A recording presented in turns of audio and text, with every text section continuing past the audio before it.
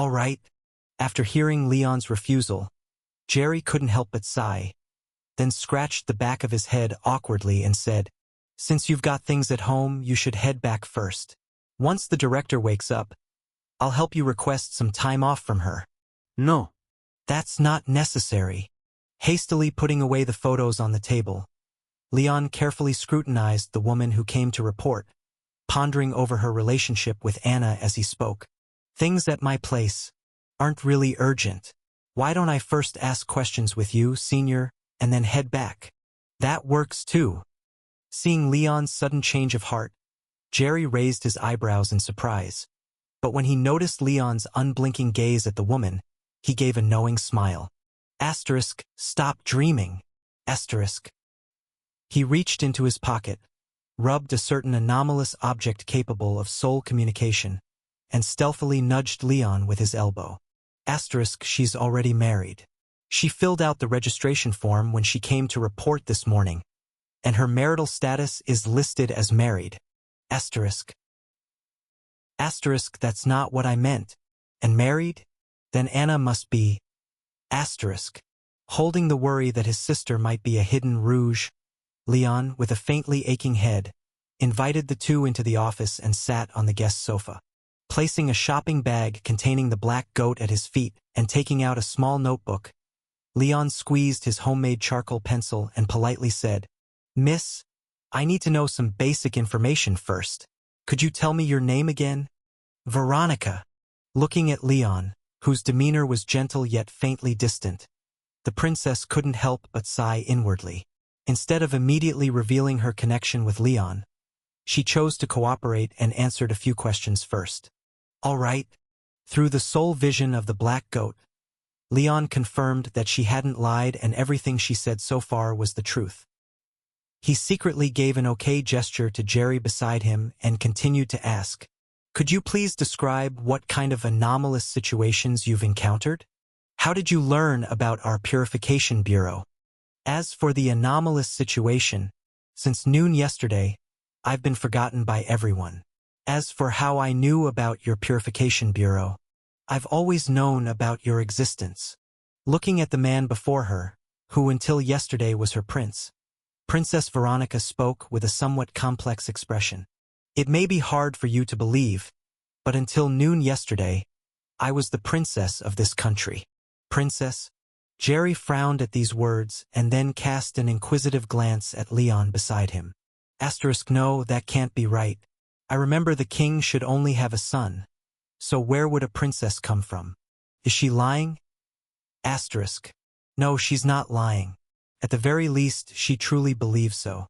Slightly shaking his head, Leon gave a negative answer to Senior Jerry and then, mind slightly confused, rubbed his temples and continued to ask, "Since discovering the anomalous situation, it must have been a whole night.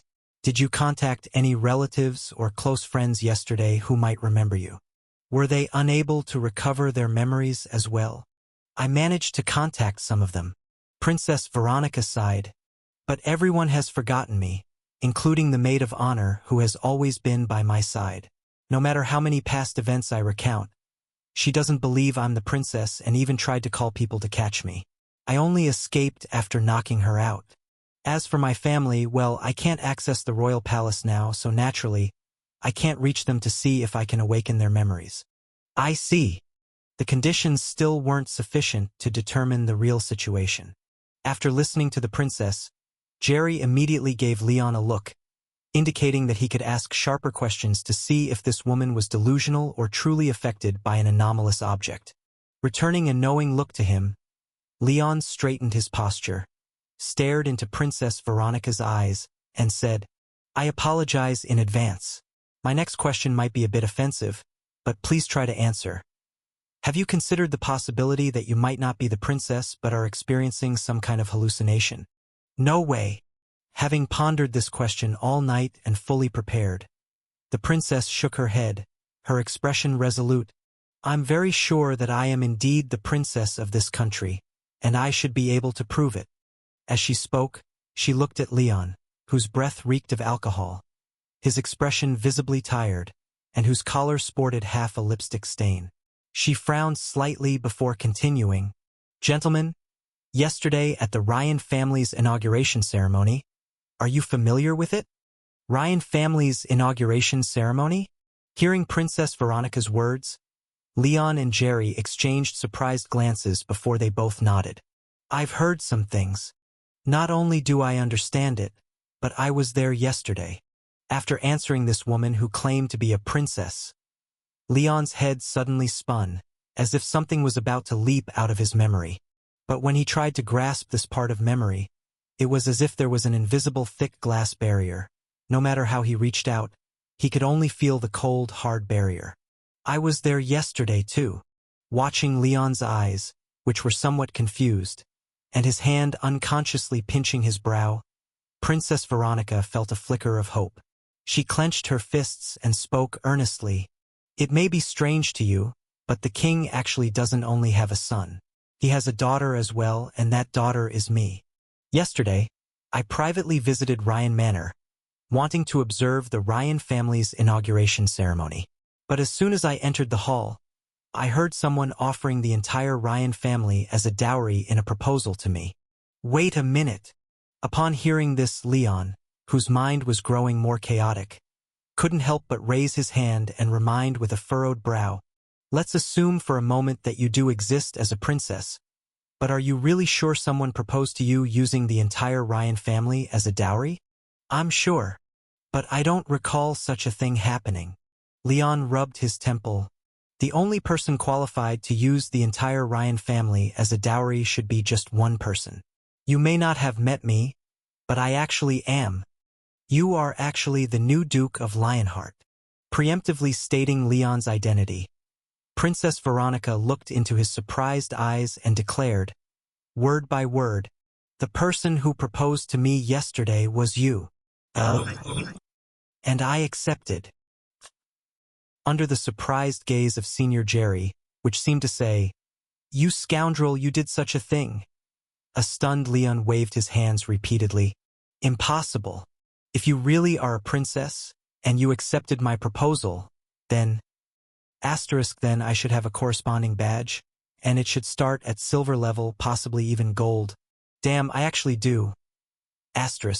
Opening the system panel on a whim and seeing the migratory thrush prince gleaming with dazzling golden light in the slot, Leon's mind felt like it had been hit with a heavy hammer, buzzing into utter disarray. Did I actually propose to her yesterday? So, is she really the princess? I know it still sounds a bit unbelievable, but I do have a way to prove it. Unaware that Leon had already verified the truth of her words through another method, Princess Veronica, who had spent the entire night pondering how to prove her identity to the Purification Bureau, raised her hand to remove an old shawl and placed it on the table, introducing with a serious expression. This wool shawl is made from the wool of the merino white rock sheep, native to Merino County. This wool is incredibly fine, resistant to dirt, and its pure coloring makes it ideal for dyeing, which is why it is highly sought after by the nobility. However, because the merino white rock sheep grow slowly and live on sheer cliffs, making wool collection very difficult, the output is extremely low, resulting in an exceptionally high price. Even among the nobility, there are few who can afford it, and most wool garments are mixed blends. But this shawl was a gift from my father on my 12th birthday, made entirely of merino white rock sheep's wool. Its texture is completely different from mixed wool fabrics. The print on it is the royal family's red-breasted robin, and the fringe flower net was hand-woven by my personal maid. There is no other shawl like it in the entire capital. But in the end, it's just a wool shawl, isn't it? Replicating it wouldn't be too difficult, and we don't know wool, so we can't judge whether what you're saying is true or false. Having patiently listened to the origin of the wool shawl, Jerry frowned and asked, do you have any idea how difficult it is to erase the existence of a princess from everyone's memory? Such an ability is nearly in the realm of the divine. Even if the scope were limited to just the kingdom, or even to the entire capital, finding such an ABN object is not something ordinarily achievable. So, rather than believing a princess was forgotten, I'm more inclined to think this is the rambling of a madman. for it's far more realistic that someone forged a shawl than erased the existence of a princess. Your skepticism is entirely reasonable, but please, don't rush. I'm not finished speaking. Determined to reclaim everything she lost, Princess Veronica was well prepared and didn't panic in response to Jerry's doubts. She pushed the shawl across the table towards Leon and calmly said, "Leon, Mr. Lion, you have a magical broom capable of flying into the sky. Am I right?" Hungover from a night of binge drinking, the news of his premature marriage, and the disparity between memory and reality nearly caused Leon's brain to crash. But trusting in the badge system, he cooperated by giving a slight nod, then rubbed his temples and looked at the princess, hoping she truly had enough convincing evidence to offer. "That's correct. Yesterday, you held me as we rode on that broom." Under the gaze of both Leon and Jerry, Princess Veronica unfolded the shawl on the table, pointed to the intricately woven fringe net, and with a hint of relief in her eyes, said, "At that time, my personal maid found my outfit somewhat risky. In short, she temporarily wove a net using the shawl's fringe, and when I boarded your broom, the shawl's fringe net snagged on it slightly and tore a bit. So unless you've used that broom between noon yesterday and now, it may still have a strand of white and red wool hanging from it, from the only entirely spun merino wool shawl in the entire capital." Hearing Princess Veronica's words, Leon was momentarily stunned before quickly retrieving the witch's broom and checked the branches at the end of the broom.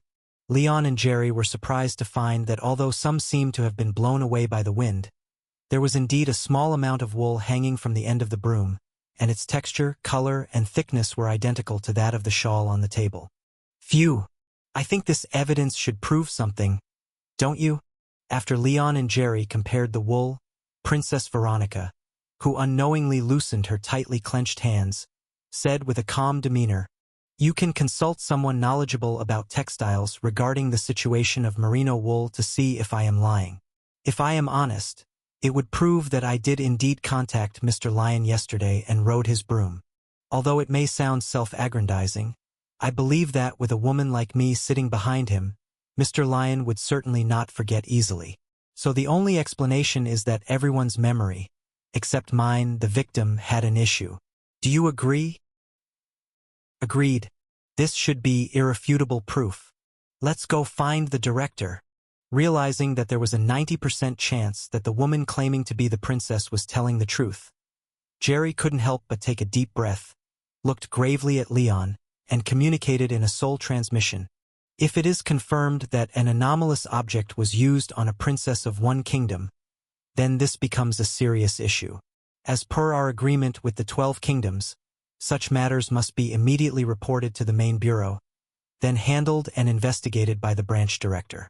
From now on, this matter is no longer ours to deal with." So, right before next week's year-end review, the princess was attacked by an evil god-level anomalous object. Blurry-eyed, the red-haired director, forcibly awakened from dreams, let out a sigh of profound helplessness after listening to Leon's report. Not that, faced with such a deadly situation just before the year-end review, no matter how perfectly it was resolved afterward, a critique of ineffective oversight wouldn't be avoided, and the Virgin Branch's evaluation this year would likely be unprecedentedly low, possibly ranking last among the 87 branches. What? Ever since the Ryan Blood Knight incident, our branch has been locked in last place, and even the 4 characters of Olivia have already been prematurely carved into this year's pillar of shame? Ahaha. Then it's nothing, no problem. With a somewhat despairing gaze, the red-haired director leaned back in the chair, clearing the remaining alcohol from her system, filled with unresolved anger, and began pondering how to resolve this lethal issue swiftly. First, undoubtedly, was to find that anomalous object or the person using it. This one. May I know how to address you?" Upon hearing the red-haired director's question, Princess Veronica blinked while observing her lips, nodded slightly, and said, "Veronica. You may call me Veronica." "Very well, Your Highness Veronica," the red-haired director, entering work mode, wiped away the previous drunkenly desolate state and solemnly promised, "I assure you, in the name of the director of the Purification Bureau's Virgin Branch, From now until the end of this matter, you are absolutely safe. No one can harm you. Additionally, I hope you'll cooperate sincerely with our investigation. Our Virgin Branch will do everything in our power to restore everything to its original state as quickly as possible. Thank you. I will do my best to cooperate. After stealing another glance at the red-haired director's lips and confirming that the lipstick color matched the half-lipstick stain on Leon's collar, Princess Veronica's eyes flickered slightly before she spoke. Director, although I'm not an employee of your Purification Bureau, I thought about it last night and felt that there might be issues with 3 people. I wonder if you'd be open to hearing my thoughts. Your thoughts? From the beautiful woman opposite him, the red-haired director sensed a slight hostility. Narrowing his eyes, he subtly controlled a strand of hair to press Leon's hand onto the black goat's forehead, signaling him to check the princess's soul state. With a smile, he nodded. Of course, or rather I should say it's very welcome. Having a target to investigate is far better than searching aimlessly. Then I appreciate the opportunity. Controlling herself not to think about the lip stain and the lipstick, Princess Veronica took a deep breath and then, with a furrowed brow, recounted. First, there's a grandmother-granddaughter duo. Since I visited privately yesterday, I was very cautious and had close contact with almost no one except Mr. Lyon. The only exception was in the servant kitchen on the west side of the Ryan family estate. At that time, Mr. Lyon was pursuing rebels, and it seemed like he wanted to replenish something in the kitchen. I was outside the kitchen coaxing a little girl named Phoebe, and during that time, she patted my chest a few times. When Mr. Lyon came back out, he no longer recognized who I was. Later, when Mr. Lyon forgot about me and left on his own, I wanted to ask him why, but Phoebe's grandmother called me over, and I couldn't stop Mr. Lyon in time. I suspect her grandmother did it on purpose. Also, although there's a big age difference between them, the elderly lady named Lucy claimed to be Phoebe's sister, and the little girl Phoebe seemed to genuinely regard her as her sister. I find these 2 people very suspicious.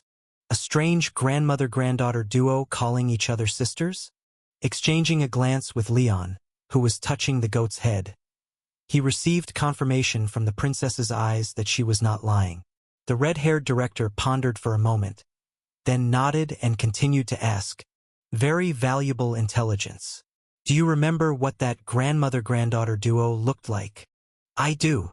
Princess Veronica answered confidently. The elderly lady named Lucy had a very hoarse voice and a slightly hunched back, looking about 60 or 70 years old. The little girl named Phoebe had a round face and was small in stature, about 6 or 7 years old, with very special eyes, having a kind of, how to describe it? After frowning in recollection, Princess Veronica uncertainly said, like a very pure feeling, but not the kind of innocence a child has. Children have emotions and thoughts in their gaze, but that child's eyes gave a feeling of, After recalling together with her, Leon hesitantly added, Clarity of stupidity?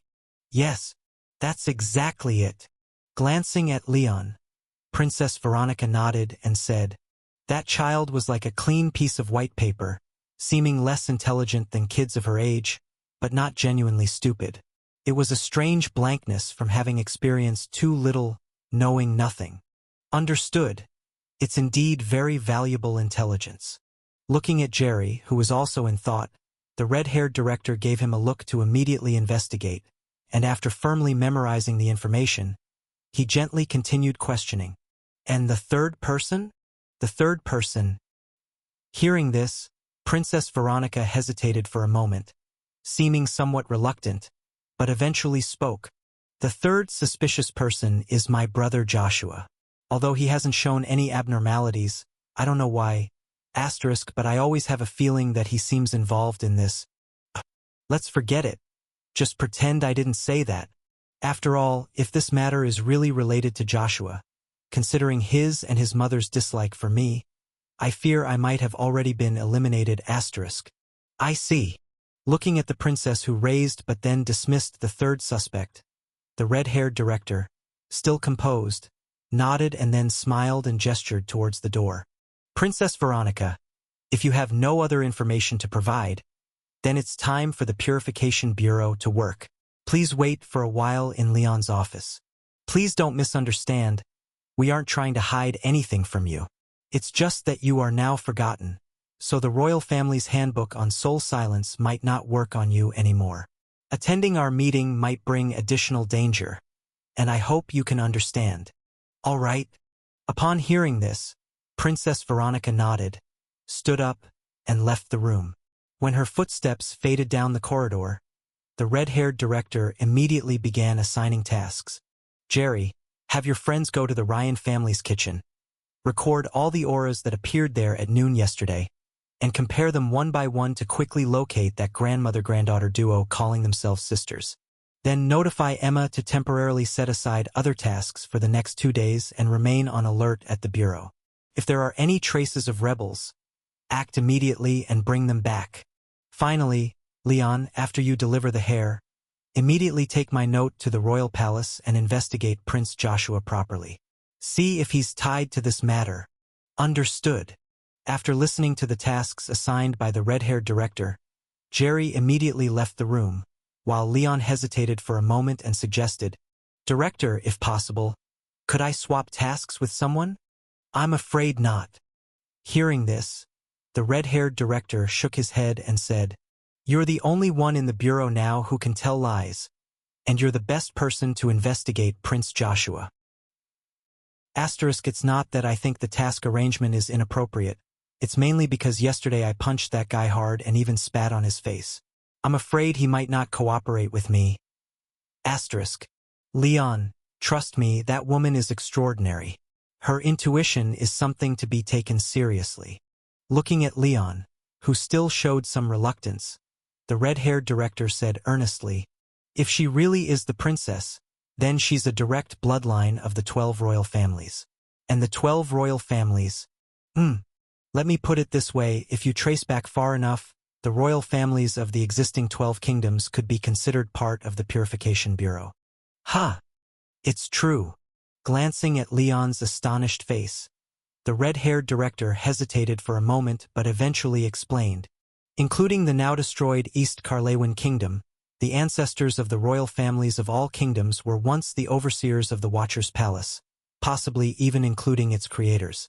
It was due to the achievements of their ancestors that the Purification Bureau agreed to the pact with the 12 kingdoms, even making concessions in some areas.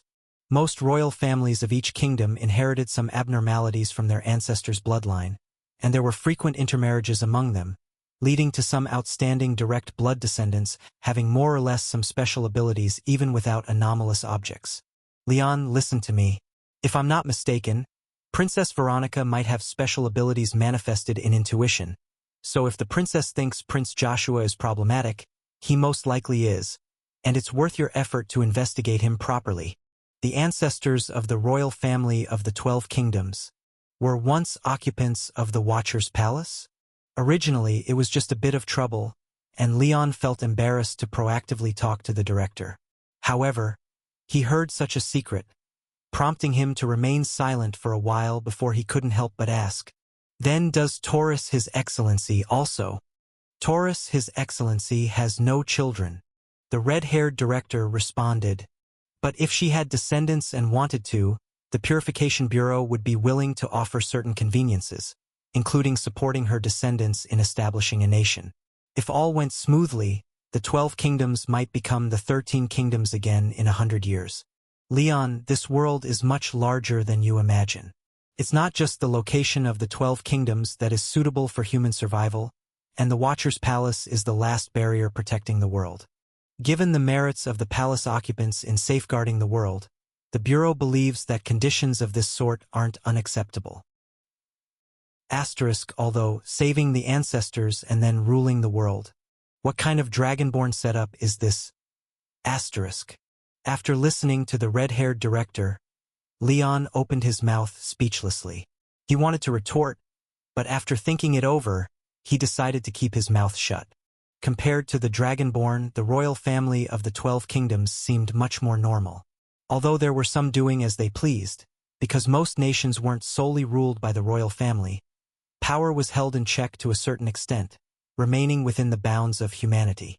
As for the Purification Bureau, with its secretive style and decentralized structure, it imposed heavy penalties for abnormal interferences in daily activities.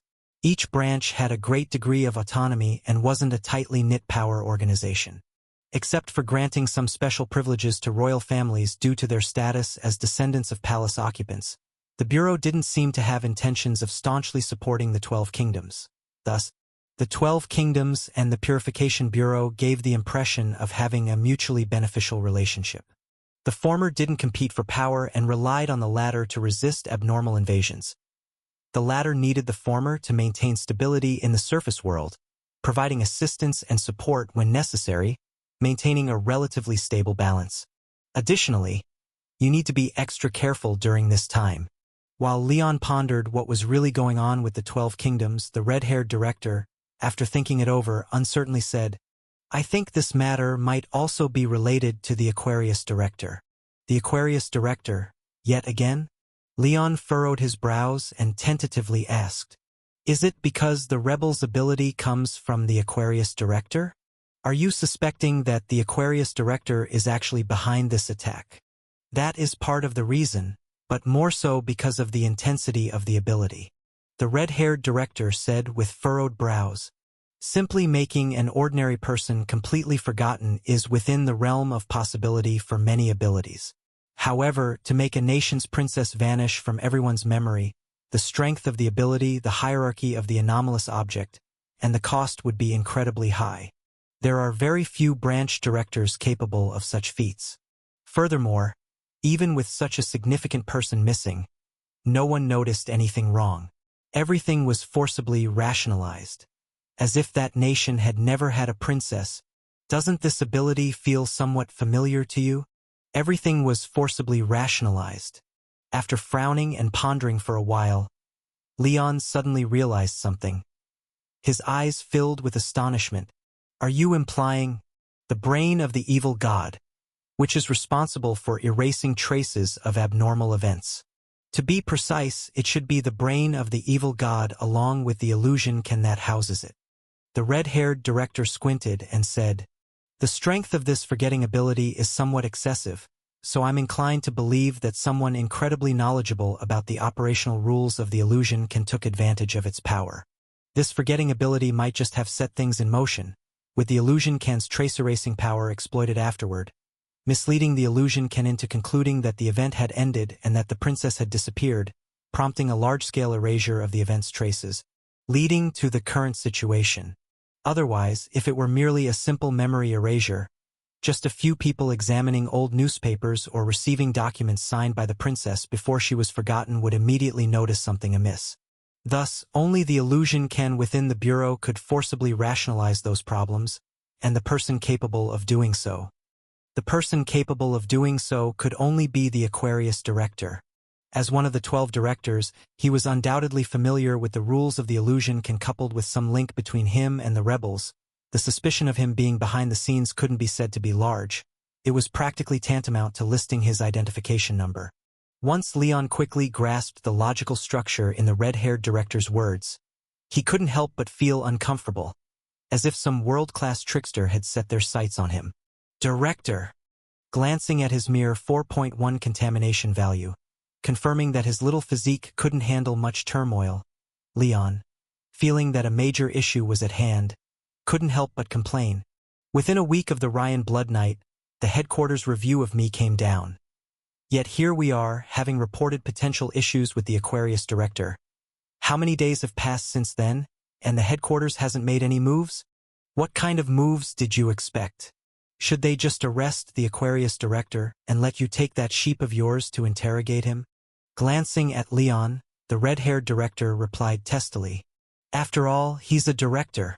You're a newbie who's only joined the Purification Bureau for a month.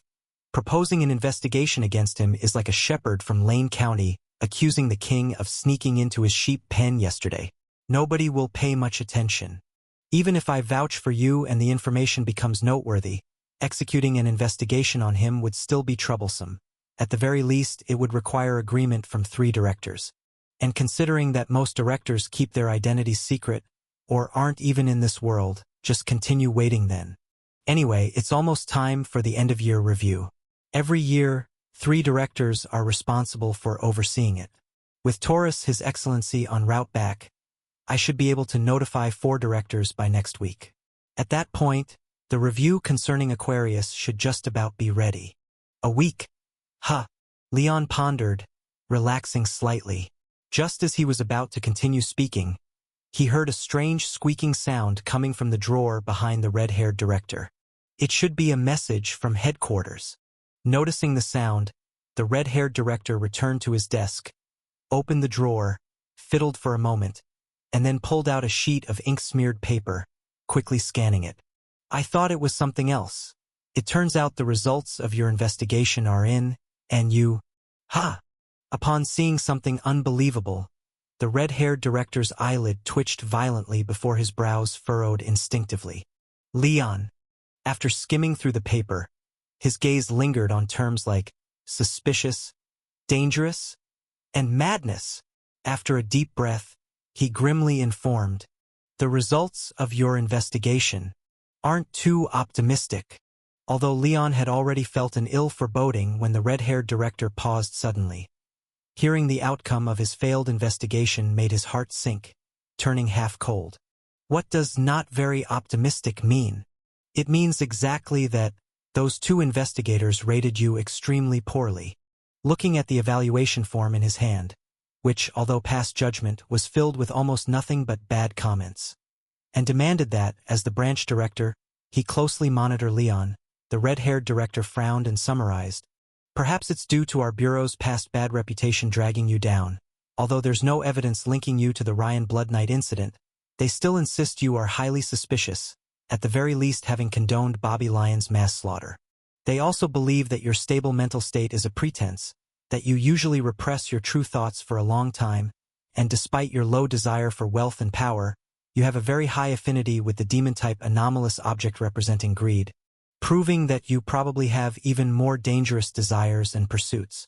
Moreover, Camus, that senior investigator, even suggested in the evaluation form that your understanding of the world might be skewed, and that deep down you disregard the rules, harboring significant dissatisfaction with the current regulations.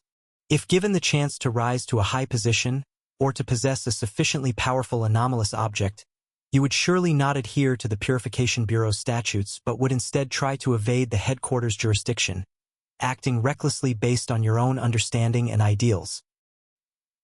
Wasn't that a bit too much of an insight from that old guy? Listening to the evaluation, which was less precise and appropriate and more like his mind had been dissected and printed directly onto the form, Leon began to sweat coldly, realizing for the first time how formidable the investigators were. Even though we barely interacted, just sat in the office chatting for a while, he managed to see so much? Did I show myself that blatantly? However, you don't need to worry too much. While they rated you poorly, they haven't caught any solid evidence. Seeing Leon, whose eyebrows were tightly knotted and face somewhat darkened, the red-haired director, feeling he had dragged Leon down, sighed and comforted him. Although the Bureau values the investigators' opinions, it equally values concrete evidence. These can only be classified as personal opinions of those 2 investigators. Until they find tangible evidence proving your nefarious intentions, this investigation report doesn't have a major impact on you. With my guarantee, your application for anomalous objects won't be affected. It's just that promotion will become extremely troublesome. If you can't find a way to change this impression, forget about becoming a branch director. You might be stuck at a level 3 incident handler for years without any further advancement. So, this evaluation result only affects my future, doesn't it? After hearing the red-haired director's words, Leon couldn't help but breathe a small sigh of relief. As long as they weren't suspecting that I orchestrated the Ryan Blood Knight, losing a mere future is fine. Though internally he didn't care much, he still needed to show some attitude. After considering a bit, Leon put on a face of indignation and said, "Can a few baseless conjectures ruin a person's future? Is the Bureau just going to watch them talk nonsense like this? Can't anything be done to deal with these investigators? There actually is a way." Seemingly recalling something amusing, the red-haired director's mouth couldn't help but curl up, Then he said, "Next time you get into trouble and they come to investigate, go all out to pick fights with them, preferably make them your enemies." "Huh. That's pretty much what people at our bureau do." The red-haired director shrugged and said, "Anyway, those investigators have a prejudice against our bureau, and they won't say anything nice during regular investigations, so we might as well make enemies with every investigator who comes. As long as they don't catch any real fault, the credibility of the investigation results actually diminishes, directly minimizing the impact." Wow, is that even possible? Hearing this unconventional solution, Leon couldn't help but say in speechless amusement, "No wonder. I was wondering why all the investigators seem to have a grudge against our bureau. Emma and the others have no choice. Making enemies with the investigators proactively is better than being on the bureau's watch list every few days, where you're scrutinized for everything you do." The red-haired director sighed and said, "I originally thought you wouldn't need to resort to such things, but it seems you can't escape in the end. Never mind. Stop thinking about it for now. Hurry home and deliver the hair to your siblings. Then pay a visit to Prince Joshua at the royal palace to see if he's related to all this." "Why are you silent again? Why do I feel like you're quite resistant to seeing that prince?" "Well, I'm not exactly resistant to meeting him. I'm mostly worried he's resistant to seeing me." Leon forced a chuckle, briefly recounting what he did at Ryan Manor, then suggested to the speechless red-haired director, "Director, considering Prince Joshua's character, if I go to ask him, he might not cooperate. How about I wear a mask to disguise myself, use the black goat to secretly observe, and you send someone else to accompany me? All right?" Seeing the once diligent and dependable little Leon starting to quickly align with the troublemakers of the bureau, the red-haired director opened his mouth as if to warn Leon about something, but ultimately gave up, rubbing his temples and pointing outside. "Go find Emma. She's free now. Let her accompany you." "Got it." Crash! A crisp cracking sound resonated as an exceptionally exquisite ceramic vase was violently hurled against the wall, shattering like a certain prince's fragile ego. "Ah!" Seeing his own heavily swollen left cheek in the mirror and the slap mark on his face that seemed to mock him, Prince Joshua's freckles involuntarily twitched. Boom! He lifted a foot and kicked the table beside him, toppling the elaborately carved red pine table onto the carpet. Recalling being slapped in the face in front of hundreds of guests and having someone spit on his face yesterday, Prince Freckles couldn't help but let out another hysterical howl. "Ah! I'll kill him! I'll kill him! Damned Duke of Lionheart! Damned Leon Lane! Kill you! Kill you! Kill you! I'll definitely tear you to pieces!" Seemingly not satisfied with just voicing his anger, Prince Freckles hefted a chair beside him and hurled it with all his might at the door, crashing it open with a loud bang, revealing a trembling maid in the hallway and a man and woman exchanging glances behind her. "What on earth did you do yesterday? Why does he hate you so much?" From the look Senior Emma cast, Leon, wearing a mask and cloak, read her curiosity and responded with an awkward smile. "Yesterday, I proposed to his sister, that's why he seems to hate me so much. He's probably a siscon, I guess." Prince Joshua, led by the trembling maid into Prince Freckles' room, Emma, standing in for Leon as the primary interrogator, disregarded the chaos that looked like a storm had passed through and politely initiated the conversation. "Long time no see, you seem to have grown a lot since the past." Hearing the words of this tall and beautiful woman, the fierce-looking Prince Freckles couldn't help but raise his eyebrows, scrutinizing her for a moment before hesitantly saying, "You are, the woman who joined the Purification Bureau 6 years ago?" "Yes." Emma smiled gently, then gracefully threw out a bandage and righted the overturned furniture in the room, introducing her purpose with a calm demeanor. "Prince Joshua, our Virgin Branch received a request for help this morning regarding rebels plotting against the royal family. We need you to answer some questions. Our branch also bears the responsibility of guarding the royal family. However, due to chronic understaffing, there are occasional lapses. To better protect you and your family's safety, we hope you can cooperate with our investigation. Teske. More people from the Purification Bureau." Hearing Emma's words, Prince Freckles couldn't help but touch his face, traces of lingering anger in his eyes. But considering the presence of the eerily snake-like bandage, he ultimately refrained from speaking harshly, instead questioning with dissatisfaction. Are you even aware of your role in guarding the royal family? Then why do other kingdoms have Purification Bureau staff permanently stationed beside their royal families and even some powerful nobles, while we have nothing? We ask for your understanding in this matter. Facing Prince Freckles' accusation, Emma maintained her gentle demeanor, responding unhurriedly. Our branch's situation is somewhat unique. Our personnel is only a fraction of other branches and, with the kingdom experiencing frequent anomalous incidents in recent years, our manpower is extremely tight, making it difficult to allocate a permanent team for royal protection. However, our director remains stationed in the capital city almost year-round and never ventures too far, constantly monitoring the royal palace and surrounding areas via anomalous objects. So unless it's an extremely unique situation, the safety of you and your family can be assured. Humph! Prince Freckles seemed still unsatisfied with Emma's answer, continuing to nitpick with a displeased expression. If it were standard situations, would we even need you? Isn't the Purification Bureau's existence meant for handling special situations? If you ask me, your director doesn't know how to prioritize. When short on manpower, the royal family's safety should be the first priority, not bizarre anomalous incidents. If the royal family encounters danger, the entire kingdom will descend into chaos. Those anomalies occurring in other counties, even if blown up, only result in the deaths of some ordinary people, hardly causing any significant turmoil. Why can't those be dealt with later? Having endured Prince Freckles' lengthy diatribe, Leon couldn't help but take a deep breath, his wrists trembling involuntarily.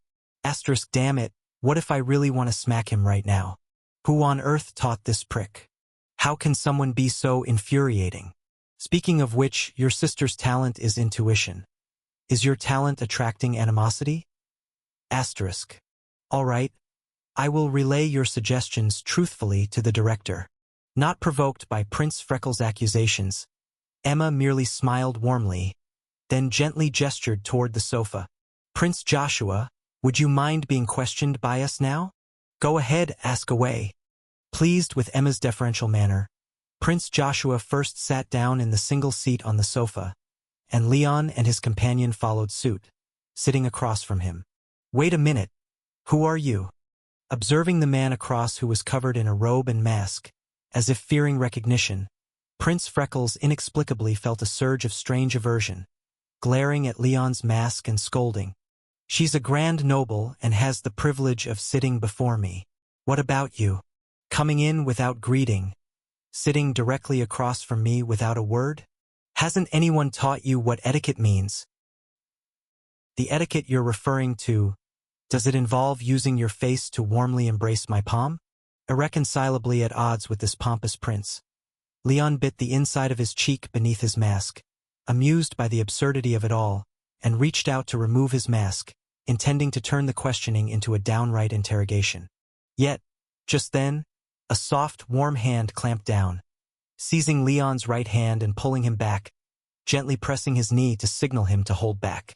Prince Joshua, if you persist, you'll put me in a difficult position. Seemingly incapable of ever getting angry, facing Prince Freckles, who seemed to be a walking, talking prickly nuisance fresh from the proverbial sewer. Senior Emma still smiled sweetly. He's my colleague, a junior under my wing. He's usually shy and reserved, unfamiliar with proper etiquette when meeting the royal family. I ask for your patience. Besides, he's well-versed in soul, will, and spirit, areas that complement my abilities. Should you ever encounter minor troubles in these areas, he might be of assistance then. Faced with Emma's soft persuasion, seemingly imbued with a calm aura, Prince Freckles hesitated, finally retracting his thorny demeanor, sighing as he leaned back against the sofa with slight impatience. I have business later. Hurry up and ask whatever you need. All right, for the first question. Gently patting Leon's hand to calm him, Emma spoke with a soft voice akin to a cloud. Please, have you ever had private contact with members of the rebels? What kind of ridiculous question is that? Prince Freckles frowned, his demeanor unfriendly. Why would I have a connection with those people? They want to assassinate me. If I had private dealings with them, wouldn't that be courting death? He's speaking the truth. Seeing Prince Freckles' soul flame steady as ever, Leon silently reached out, marking a check on Emma Sr.'s soft lap through her satin skirt. I'm sorry, that was a routine question. Let's move on to the second question. Her thigh involuntarily trembled slightly at the feedback. Emma smiled, then continued, Prince Joshua, if you had a sister stronger than you in every way and the first in line for the throne, how would you perceive her? What's this weird question of yours? Prince Freckles, who felt completely confused, said with a bit of impatience, I am father's only son. Where would I have a sister? If you're wasting my time just to ask this kind of, At this point, as if recalling something, Prince Freckles hesitated slightly and then glanced warily in Leon's direction. Did you somehow spy on me while I was asleep to see what dreams I had? Dreams? Upon hearing Prince Freckles' words, Leon and Emma both raised their eyebrows in unison, then instinctively exchanged a glance. Prince Joshua, while the Purification Bureau does have cleaners capable of dream invasion, our Virgin Branch doesn't have anyone with such abilities, but we can't guarantee that the rebels don't have someone like that. After exchanging opinions with Leon through their gaze and feeling that this could be probed further, Emma immediately sat up straight with a somewhat serious expression and said, Prince Joshua, we now suspect that someone might have invaded your dreams and is trying to harm or control you through them. To ensure your safety, you must tell us the contents of your dream. It was just a jumbled dream, a nonsensical type with no logic. Do I need to talk about it too? Yes, it might be critical intelligence. This? Okay. Startled by Emma's serious demeanor, Prince Freckles hesitated for a moment but ultimately hesitantly confessed.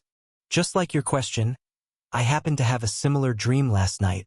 In the dream, I wasn't an only child but had a sister about 14 or 15 years older than me. I think her name was Vero. Something. Veronica. Yes, it's Veronica. Feeling a bit surprised, Prince Freckles clapped his hands gently before pausing slightly, then looked up at Leon, who picked up where he left off, with a face full of suspicion. How do you know the name of the person in my dream? And why does your voice sound kind of familiar? Of course, we know that name.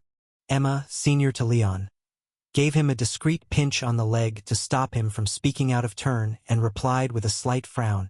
Because there's a woman named Veronica among those rebels, Prince Joshua. We suspect that woman possesses an anomalous object that allows her to invade your dreams. So that's what's going on. Upon hearing this, Prince Freckles seemed to realize suddenly, then surprisingly said with some relief, that explains why the dream was so strange. It turns out everything was controlled. Strange? Upon hearing this, Emma blinked her eyes and promptly asked, Prince Joshua, aside from having an additional sister, was there any other strange content in the dream? If we're talking about strange, the whole dream was strange from start to finish. After frowning and recalling for a moment, Prince Freckles recounted with some distaste. In that rebel's manipulation in the dream, I looked like a clown. From childhood, Father constantly compared me with her and made me emulate her in everything. Mother also took every chance to emphasize that she was my greatest threat to inheriting the throne, urging me not to trust the kindness she showed me, warning me that she might harm me for the throne. Then the me in the dream was rather foolish. Even though my relationship with her wasn't bad when I was younger, and she often took me to play in the royal palace, I started wanting to oppose her a bit once I got older. She was frugal, so I was extravagant. She was gentle, so I was forceful. I kept causing trouble for her later. Eventually, as he recalled more details through active recollection, a hint of pain unexpectedly appeared in Prince Freckles' eyes. Then, as if narrating his own story, he spoke with an uncomfortable expression. Later, the kingdom was attacked. They first blocked all major deep-water ports with warships. The main roads were bombed to the point where a quarter of them were unusable, and more than half of them were occupied. Half the kingdom's transportation was almost completely cut off, with airships dropping bombs overhead every day. As for the army under the control of those useless military officials, they were utterly incompetent in front of the enemy, almost collapsing with just one strike. Only my sister and the Minister of Defense managed to organize a few new forces with some resistance capability. But no matter how many numbers or weapons they were far inferior to the other side. Although they relied on Old Hill's command to fend off several attacks and stabilize the situation, my mother and some in the finance ministry kept dragging them down. Recollecting his foolish actions in the dream, Prince Freckles could hardly continue talking. Suddenly, he slammed the table hard with rage and said, "Anyway, I didn't do anything right." Then the new forces couldn't pay salaries, nor could they supply any more ammunition and weapons. Although they were barely holding together with my sister's prestige, they couldn't hold on later and were mostly trapped in Merino County. Later, the capital city was captured, and there were refugees everywhere. As I was mixed in with the finance ministry people with my mother, we got separated and couldn't escape. Then my sister came back. At this point, Prince Freckles paused slightly, then said with a highly complicated expression, "At that time, neither father, mother, nor uncle came looking for me, but she was the only one who fought her way out of Merino County's siege with her people, re-entered the capital city, and found me in a converted air raid shelter in the old town. I asked her why she came. She said she didn't want to either, but I had to stay alive. Father had only 2 children. I couldn't just die like that. I had to live in case something happened." I didn't understand what she meant at the time, but later, after father died while on the run, she was caught and executed after failing to resist, and after her death, the disbanded troops and those who didn't want the kingdom to be completely annexed began turning towards me, saying I was the last Robin of the royal family. However, the me in the dream was utterly useless, with no ability to resist like her. All I could do was retreat again and again with the people, relying on complete submission to other kingdoms and signing a lot of harsh, unreasonable treaties to barely keep a piece of land less than 3 counties. And to avoid being entirely wiped out, we had to pay a large sum of precious minerals and almost 40% of our fiscal revenue annually, almost comparable to a major county of the other kingdoms. Even though I worked as if my life depended on it every day, the situation kept deteriorating. As if experiencing it himself, Prince Freckles recounted another self's experience with an expression of gloom, then said with some bewilderment, just as everything seemed to be heading towards the worst result, with the entire kingdom impoverished and unbearable, and almost to the point of disappearing forever, an old man with naturally smiling eyes, both squinting and smiling, asked me if I wanted to change it all. Then he opened a door for me, telling me that stepping inside would allow me to undo the regrets, but the cost would be losing everything. As for the me in the dream, I was either utterly desperate or felt there wasn't anything more to lose, so I just went in directly. And then, after waiting a while without hearing more, Emma, who was a bit engrossed, couldn't help but ask, "What happened to the you in the dream after entering the door?" After that, Prince Freckles blinked, seeming a bit dazed. After that, nothing. At dawn, I woke up. Asterisk, you're unbelievable. You won't be happy until you get hit today, huh? Asterisk. Hearing the crucial part cut off was frustrating not just for Leon, who clenched his fists, but even for the usually good-natured senior Emma, who took a deep breath and then tried to speak as calmly as possible. "Prince Joshua, thank you for your cooperation.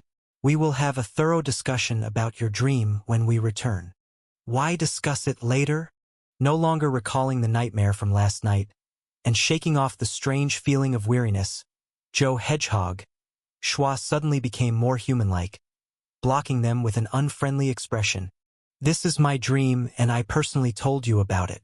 If you're going to discuss and analyze it, you have to do it in front of me.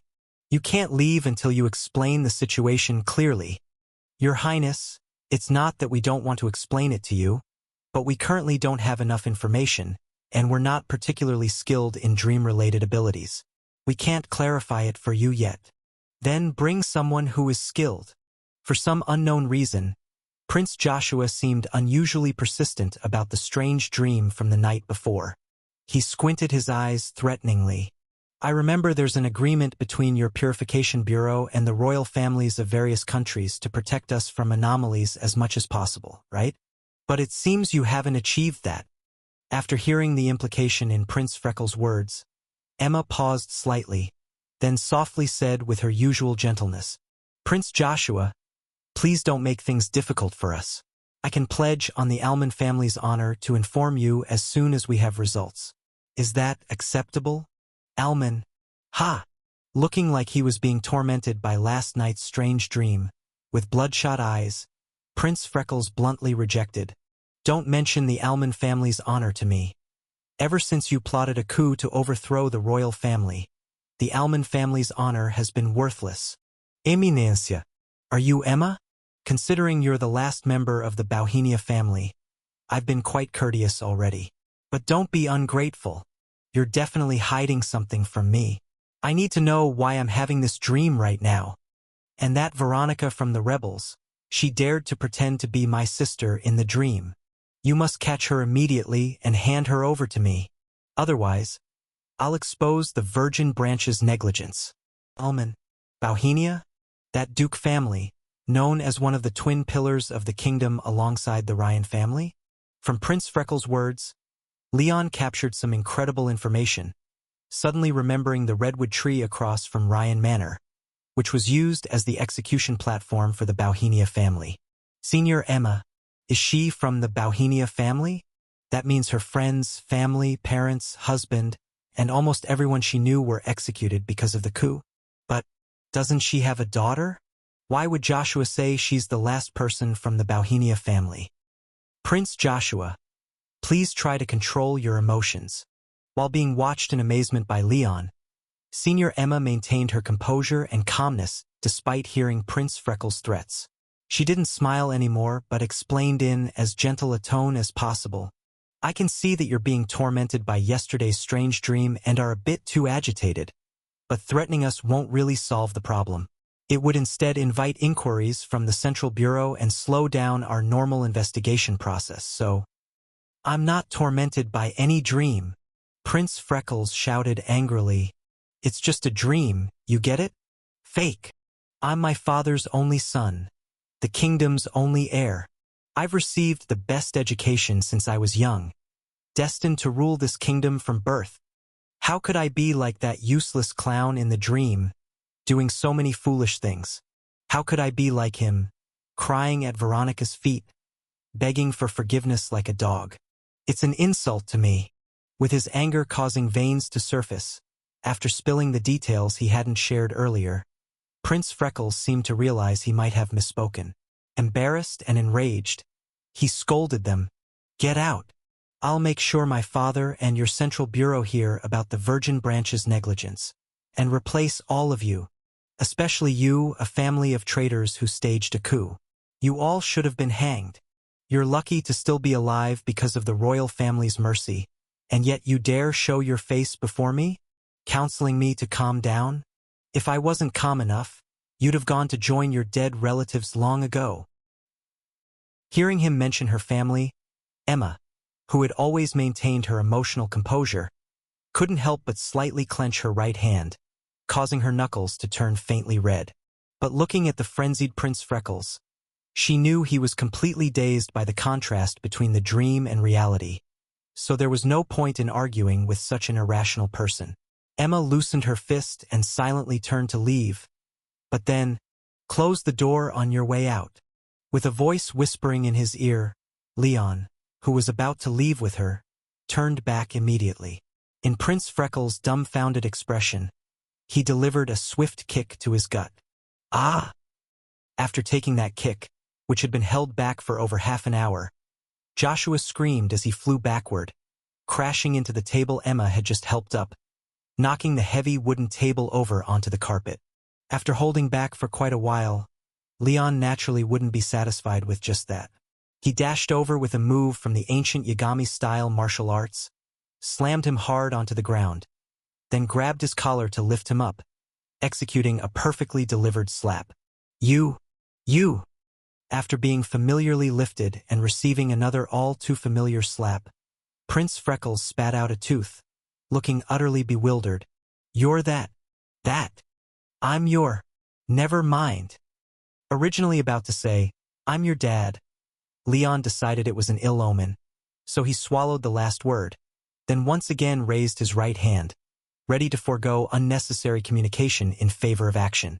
But just as Leon's next slap was about to land, a piece of bandage wrapped itself around his wrist. That's enough, it's unnecessary. After casting a slightly grateful glance at Leon, Senior Emma softly advised. After all, he's a prince, and your investigation just ended. There's no need to bring further trouble upon yourself. What trouble? I'm saving him.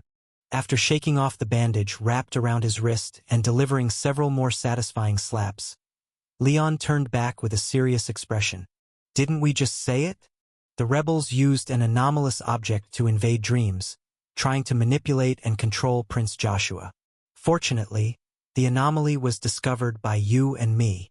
In order to prevent the esteemed prince from falling under their control, we had to use mild pain to keep him awake, making sure he didn't forget who he was and eventually become a puppet of the rebels. As for the minor disagreement between us, as the director put it, they're separate issues. We might have had a dispute with him, but it doesn't stop us from saving him fiercely. By the way, I didn't sleep well last night, so I'm a bit off today. Senior, would you be willing to help me save him for a while? You're really... Glancing at Leon's serious nonsense and then at Prince Freckles with a face swollen like a pig's head, Emma couldn't help but shake her head in amusement, smiling despite herself. Leon, in terms of being cunning and adaptable, you're exactly like the director. You take a break, and I'll help save him a little, too. Don't hit me anymore. After a hellish mixed-gender rescue, Prince Freckles, who had been beaten black and blue, passed out and woke up again, could no longer hold on. He wrapped his arms around his head, curled into a ball, and protested on the ground. I'm a prince after all.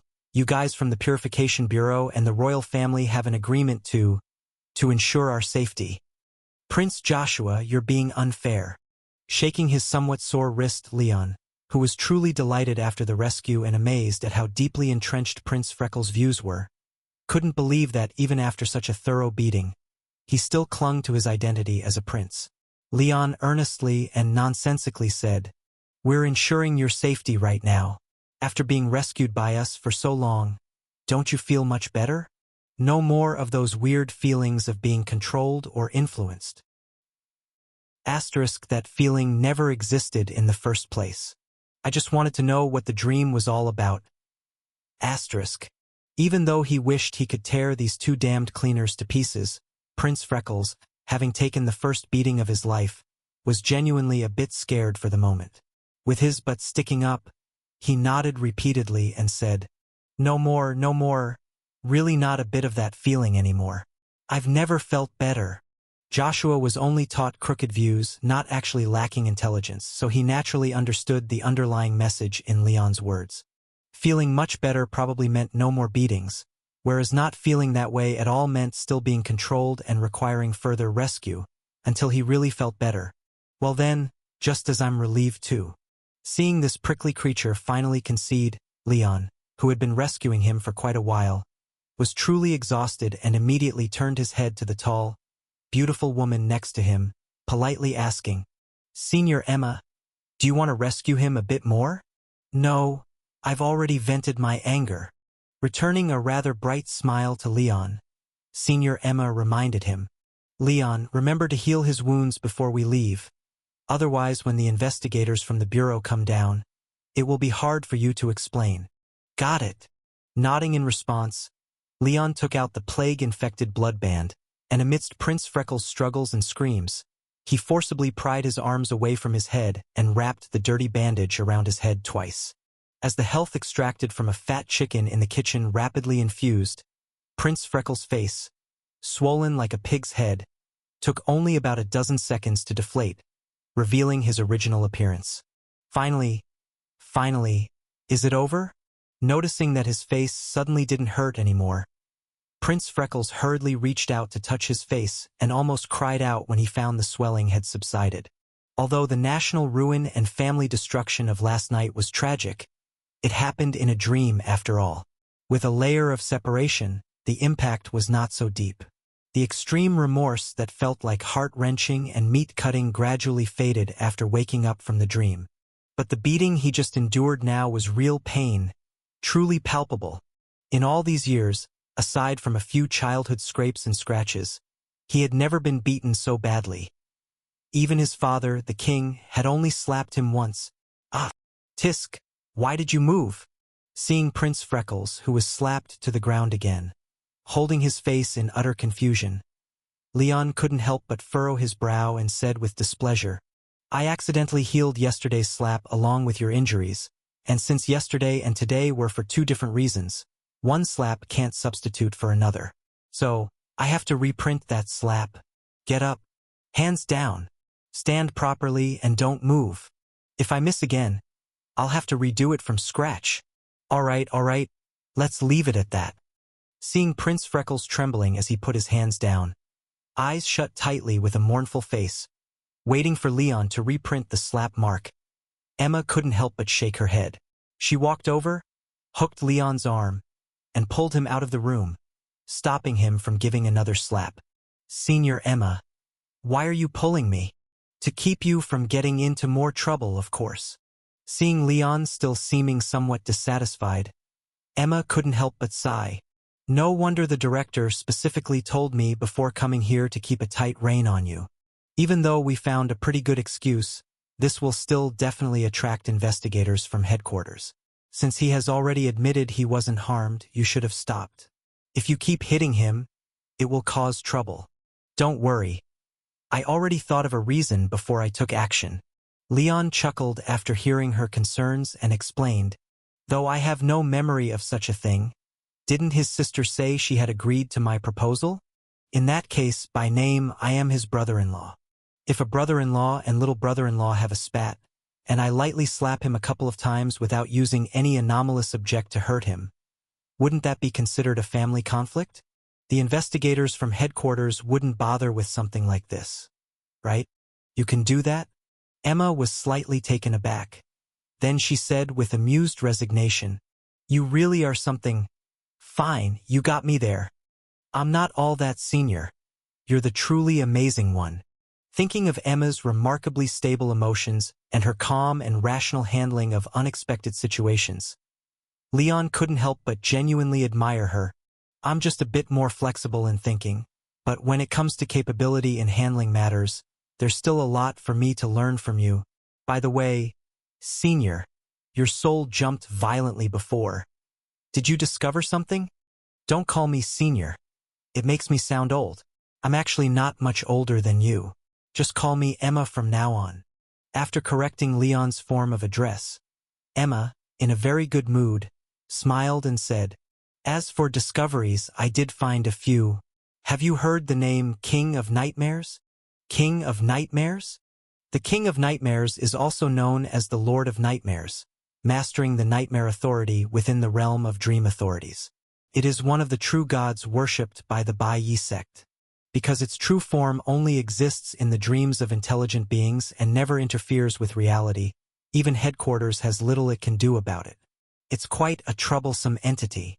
After briefly explaining the situation of the King of Nightmares, Emma pondered while explaining, The ancestors of the royal family of our kingdom once fought with the King of Nightmares and repeatedly forced it away, thus suffering some curses from it.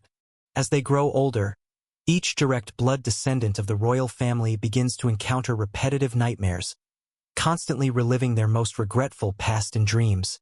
And the older they get, the more regrets they accumulate. These dreams become more real and more painful. The current old king is tormented by such nightmares and has fallen ill. So, if I'm not wrong, last night Prince Joshua likely experienced an incredibly painful nightmare, which is why he suddenly lost his mind and acted so madly, wanting to know what the dream was about no matter what. This is also why, at first, I didn't plan on paying him much attention. He suffered through such a horrifying dream last night so being emotionally unstable is quite normal, and he does have his own reasons. Did he have his own difficulties? Remembering that arrogant, overbearing, and irritating Prince Freckles, whose face practically screamed, "I need a beating," Leon couldn't help but click his tongue inwardly. All right, since he had his difficulties, I couldn't be too unsympathetic. The next time he ended up in my hands, I could slap him with a sympathetic look. Hold on a second. After pondering over how to deal with his nominal brother-in-law in the future, Leon carefully considered Senior Emma's words and found something didn't seem right, prompting him to voice his doubts. Shouldn't what the King of Nightmares makes people dream of be past regrets? But why did Joshua dream about future scenarios? Could it be that he simply had a nightmare? I've considered that possibility too, but it's really low. Emma shook her head and said, "Simple dreams are very fragmented. They wouldn't be so smooth, continuous, and logically clear, nor could they cause such a huge impact on a person's mental state. Moreover, he already lost his memories about the princess. He doesn't even know who Veronica is, so how could he dream about her?" That's true. Nodding in agreement with Senior Emma's judgment, Leon couldn't help but frown along with her. So what's going on? Could it be that even the authority controlled by an existence as powerful as the King of Nightmares could make mistakes? Yeah, I can't figure it out either. Emma shook her head and said, "I really have limited knowledge about dreams, souls, minds, and such, so I plan to go back and ask the director to see if she has any insights. By the way, Lon, are you planning to come back to the bureau with me? Or go home first?" "I'll go home first." After glancing at the sky, Leon touched the photo in his pocket, then smiled and said, "Today is Wednesday, and Bridge Public School lets out earlier. If I calculate the time right, Anna should have already picked up the two little ones from school, and I'll get home just in time. As for Prince Joshua's dream, I just heard about the King of Nightmares today. Even if I go back, I won't be of any help. I'll just wait for Senior Emma, for you and the director to figure things out, and let me know what I can do then." "All right, I won't see you off then." Emma waved at the two steam carriages waiting by the roadside and paid the fare before Leon, then hesitated slightly after boarding the carriage and poked her head out to ask, "Leon, do you remember that I once asked you for a favor?" "I remember. Of course I remember."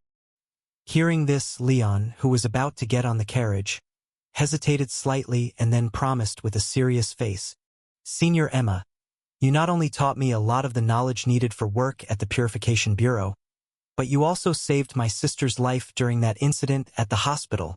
As long as it's within my power, just ask whatever you want." "Why are you calling me Senior again?" Blinking somewhat helplessly, Emma smiled and said, "Since you say so, I won't stand on ceremony. Next month is my daughter's birthday, and although I'm her mother, have seldom been by her side, so I don't know much about what children like. Leon, you have 3 younger siblings, so you should know a bit more about this than I do. Could you spare a day to help my daughter have a birthday with no regrets?" "You spoke so seriously, but it turns out just to spend a birthday with your daughter? Was this what you wanted me to help with before?" Hearing Senior Emma's request, Leon couldn't help but pause slightly, but since he couldn't find a reason to refuse and didn't want to reject it, he thought a moment before nodding in agreement. "Sure, what day exactly?" "I'll definitely be there. The 6th. Next month, the 6th. Hearing Leon agree to her request, Emma couldn't help but smile happily and waved farewell to him, saying, "On the 6th, at 8 a.m., I'll be waiting with Ellie under the big tree at the entrance of Treasureflower Manor on Redwood Avenue. You must come then." "All right, I'll definitely be there." Having made arrangements with Senior Emma and watched her leave, Leon boarded his carriage and took out his pocket notebook, noting down the event on the latest page. To-do list. 1. Observe Senior Tom Solstate a few more times to see if it was influenced by the Aquarius director. Currently everything is normal. 2. Talk with the director about my luck issues. Director has no solution. Shelved. 3. Infiltrate the Scales Gold Sect meeting and upgrade the Holy Spirit badge to gold, uncertain time, about 3 weeks later. 4. Go home and get a haircut, then ask Anna about the photo and confirm her tendencies. If in danger, ask the director for help. 5. Investigate the princess incident, no clue for now, but it surely involves the Aquarius director. Damn Aquarius director. Always has to meddle everywhere. 6. Senior Emma's daughter's birthday, next month, 6th, 8 a.m. Under the redwood tree at the entrance of Treasure Flower Manor, named Ellie. These were probably the most important. After looking over these 6 items, Leon nodded in satisfaction, just about to put away his notebook, but remembered something and marked a big question mark on the last item with his charcoal pencil. Prince Freckles just said that Senior Emma was the last person in the Baohua family, but she still had a daughter. Was she secretly kept safe by the director? Or did Prince Freckles make a mistake? Moreover, the entire Baohua family, Senior Emma's whole family, was executed, and with a daughter to care for, no wonder she was so cautious and unwilling to take any risk, even with an undying body. Oh, and even though I don't know what Senior Emma originally wanted my help with, it definitely wasn't just for her daughter's birthday. I better pay attention to this too. Bridge Street, number 35.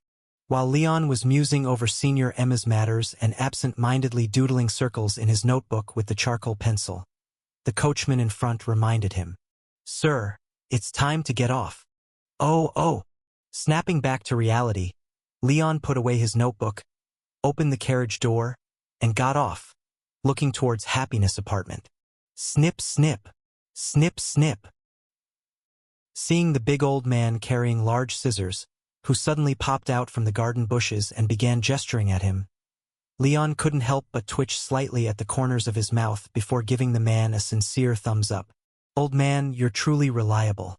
I just got off the carriage, and you're already here waiting with scissors, truly dedicated to a full 24-hour surveillance of me." Huh? However, just as Leon planned to bypass the big old man and find the curly-haired old lady to deal with him so he could go home to see his siblings, he unexpectedly saw 2 familiar little heads popping out of the bushes right behind him. Big brother. Seeing Leon standing outside, the 2 little ones couldn't help but gleefully tap their feet on the fence and enthusiastically wave. And Melanie, who had changed into a pretty little dress, exclaimed excitedly, "Big brother, sister-in-law has already moved in. When will you bring her home to marry?" "Sister-in-law? The princess?" Hearing Melanie's words, Leon couldn't help but blink in confusion.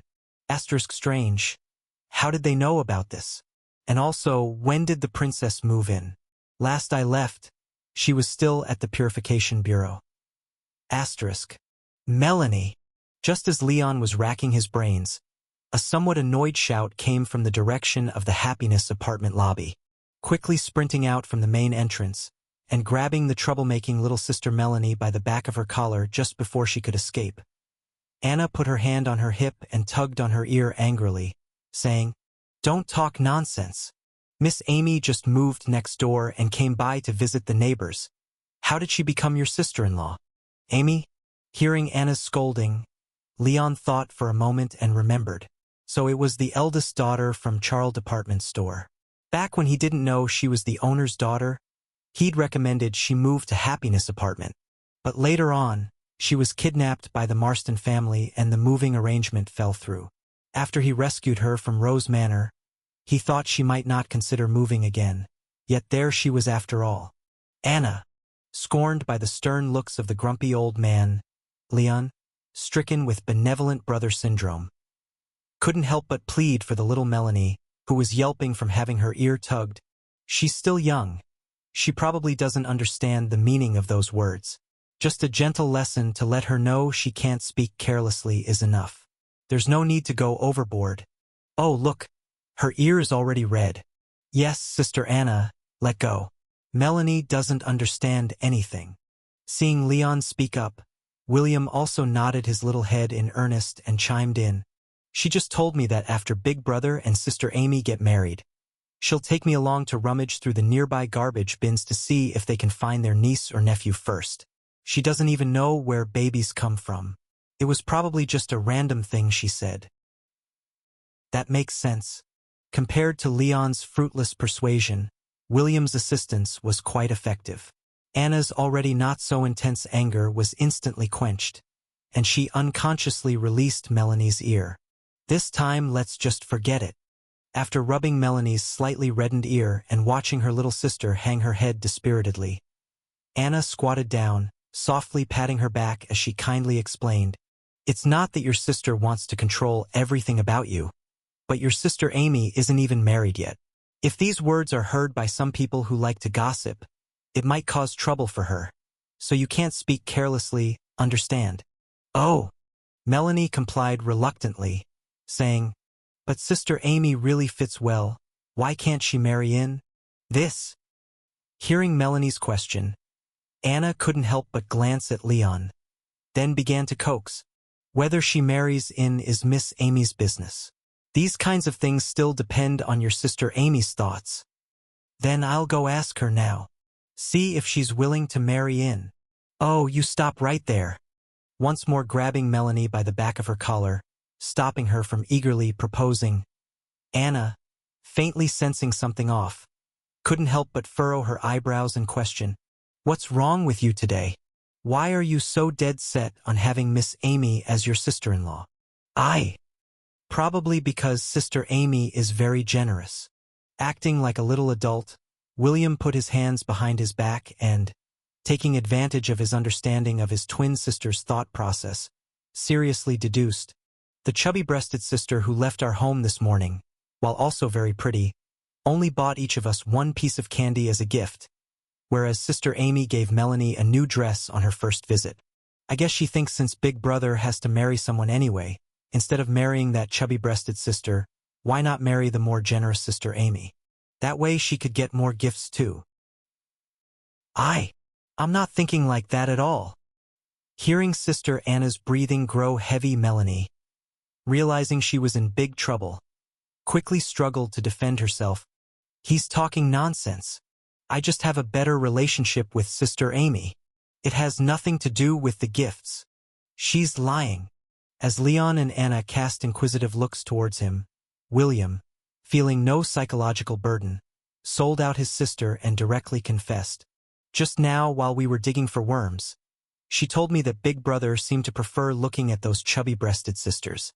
Worried that Sister Amy couldn't compete, she forced me to sneak a bowl of the papaya soup Anna drinks over every day to see if it could make her a little chubbier too." Hearing this, Leon and Anna both tensed slightly, feeling embarrassed but also exchanging a quick glance. "You actually drink papaya soup every day? No wonder you chose Miss Veronica." After exchanging a surprised yet awkward look, the two adults didn't say anything, instead simultaneously turning their gaze towards Melanie. You're talking nonsense." Sensing an impending crisis in her brother and sister Anna's silence, Melanie couldn't help but struggle in a desperate effort to save herself. "I never said those things." "You did," William seriously stated. "And you even promised me that if the papaya soup I stole for Sister Amy successfully made her our sister-in-law, I could borrow your favorite doll to play with for 2 days. At this point, William paused slightly, then disdainfully evaluated. "How childish. I'm way past the age of liking dolls. How could I be moved by such a condition? If you'd offered the tin frog instead, maybe I would have kept it a secret for you." "Then why didn't you tell me?" Knowing there was no escape, Melanie gave up defending herself, glaring at him angrily. "If you wanted to play with the tin frog, I could have borrowed it for you. Why betray me? Borrowing isn't as good as owning," William seriously retorted. "Helping you steal Anna's papaya soup would definitely lead to a beating, and even if it worked out, I'd only get to play with the tin frog for a few days. But if I turned you in, Sister Anna not only wouldn't beat me, she might even buy me a frog outright. What would you choose?" "Don't worry, this beating won't be in vain. When my tin frog arrives, you can borrow it for 2 days too." Knock, knock, knock. After knocking on the neighbor's door, the doll-faced girl, who lost to a tin frog, flashed a brilliant smile at Leon while holding a large bag filled with things. "Mr. Lion, I've moved here to be your neighbor. Welcome, welcome." Although feeling a bit curious about her plans, Leon, being polite, didn't ask her why she moved to Happiness Apartment, instead inviting her inside first, and then glancing at the bag she was holding. And these are just some small gifts. The doll-faced girl batted her big, sparkling eyes and laid out the contents of the bag with a cheerful smile. Don't worry, they're just ordinary things. The most expensive one's this coat suitable for winter. Mr. Lion, when you rescued me last time, the coat was scratched by Rose Manor's roses. It's only fair I get you a new one, right?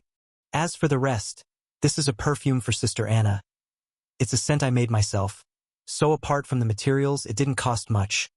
And a few small toys for William and Melanie. Oh, where are they? I just heard their footsteps heading upstairs. Upon hearing Amy's question, Leon's expression froze slightly, glancing at the closed inner room. He then steeled himself to explain. They might be catching up on homework inside? Schools nowadays assign quite a bit of, I was wrong. A rather familiar voice cried out, interrupting Leon's fibbing. Sister Amy's chest isn't small at all. Not small at all. She really doesn't need to drink papaya soup. Sister Anna, you don't need to drink it either. Oh, stop hitting me. Boo-hoo-hoo. I really know I was wrong. Watching Amy across from him, her smile frozen on her face as she instinctively touched her chest. Leon couldn't help but twitch at the corner of his mouth, his toes curling up instinctively, to prevent any more fatal remarks from emanating from the room, pushing the current awkwardness to new heights. Leon quickly stood up, opened the door to his room, and proactively extended an invitation. Why don't we talk in my room? Okay. Hearing Leon's invitation, the doll-faced young girl, her face slightly red, quickly nodded, then picked up her bag again and followed Leon into his room. Once Leon shut the door with a bang, keeping terms like papaya soup, size, and sister-in-law outside, Amy finally breathed a sigh of relief and looked at Leon a bit sheepishly. Mr. Lion, the reason I came over this time is actually to invite you to our house. You saved me from the Mazzurni family, so you're a great benefactor to my family. My parents want to meet you. If it weren't for my mom not being well yet and my dad needing to take care of her while maintaining the company, they would have come with me this time. Please believe us. We genuinely just want to thank you properly. I'm sorry. Seeing Amy looking at him unblinkingly, her sincerity almost palpable, Leon deliberated for a moment before refusing. I'm not necessarily refusing the invitation, but recently, I've been so busy with work, I can't even guarantee I'll be home at night. Even after having a few words with Anna, I still have to rush back to the bureau. I'm really out of time lately. All right, sorry for bothering you. Though sincerely inviting him, the doll-faced girl found herself refused once more. Her head drooped slightly, and a deep disappointment flickered in her eyes. After clenching her fists a bit reluctantly, she didn't persist in attempting to change Leon's mind but looked up again, her face full of hope, as she asked, Mr. Lion, is there anything in your work that I could help with? Please don't misunderstand. I'm not trying to push you to come to my house as a guest. It's just, since you're too busy recently to accept our family's thanks in person, at the very least, let me do something within my power to give us a chance to express our gratitude to you. Would that be all right? Seeing the young girl with big, sincere eyes set her stance so low, Leon couldn't quite resist her goodwill.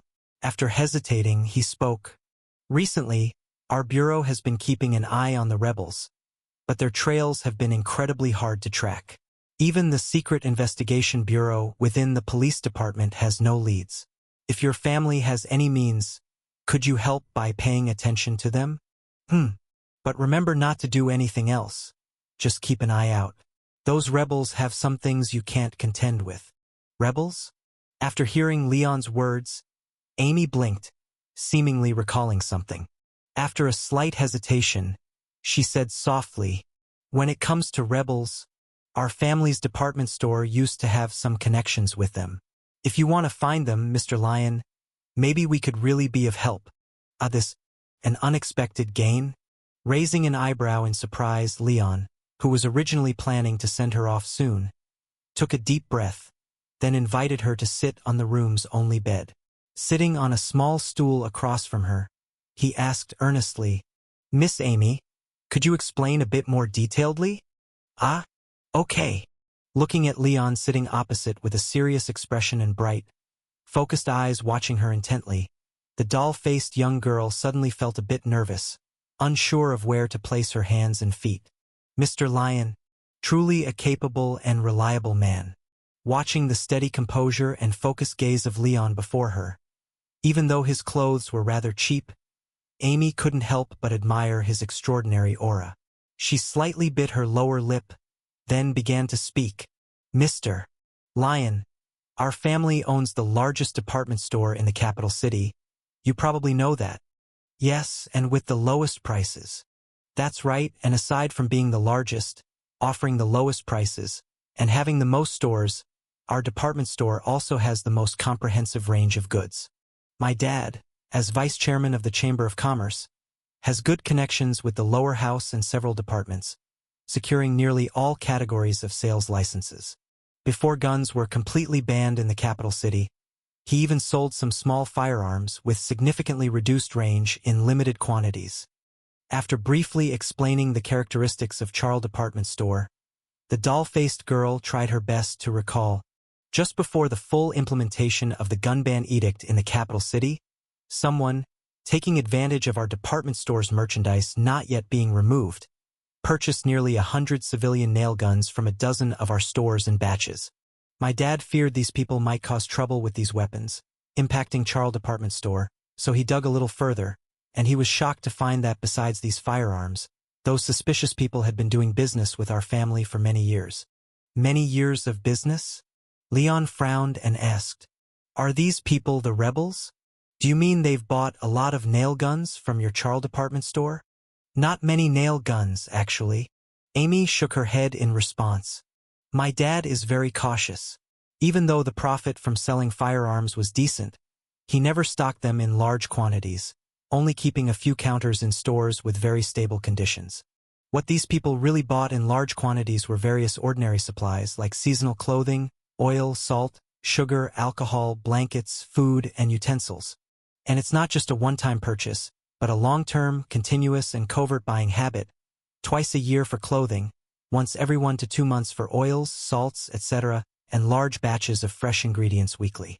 After finishing the discovery made by old Charles, Amy, sitting on the bed, spoke to Leon, who seemed to be deep in thought across from her. "To this day, those people haven't stopped buying. My dad calculated the amount of these supplies, realizing they could sustain 700 to 800 people living normally, and during the busiest half-year it even reached the sustenance level for 1,000 people. The frightening part is, this small 1,000-strong group has never caught any attention. If they hadn't rushed to buy a large number of nail guns before the gun ban, alerting my dad, probably no one would have discovered their existence.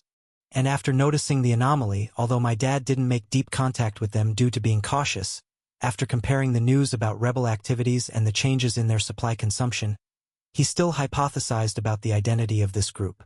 Yes, they needed to purchase living supplies in secret for a long time, and the amount consumed changed with the news of rebel activities, so the identities of these people were self-evident." After listening to the baby-faced girl's words, a touch of embarrassment appeared on Leon's face. After joining the Purification Bureau, he had somewhat fallen into a fixed way of thinking. Especially after experiencing the convenience of soul vision, his first reaction was always to use abnormal methods to find targets, forgetting all these basic techniques. Rebels were people too. They needed to eat and wear clothes. Moreover, they were quite a sizable organization. Apart from those abnormal ability users created by the Aquarius director, there were at least 300 to 400 members and their families. The consumption of these people was not a small amount. As for why these people gathered together instead of hiding dispersed throughout the capital city, it could only be said that the risks and difficulties of dispersing and hiding might not really be smaller than gathering together. There were no cell phones for instant message transmission here. Most people still communicated long distance by letter. The wealthy could go to the communications bureau and use a device similar to a telegraph to send some simple messages. But these methods of message transmission were both difficult and dangerous for the rebels. After all, the Secret Investigation Bureau of the police department was not eating dry rice. They could even track the passenger trajectory of steam carriages. If someone suddenly received a letter before each rebel action or directly became a mystery, it would be no different from announcing their identity.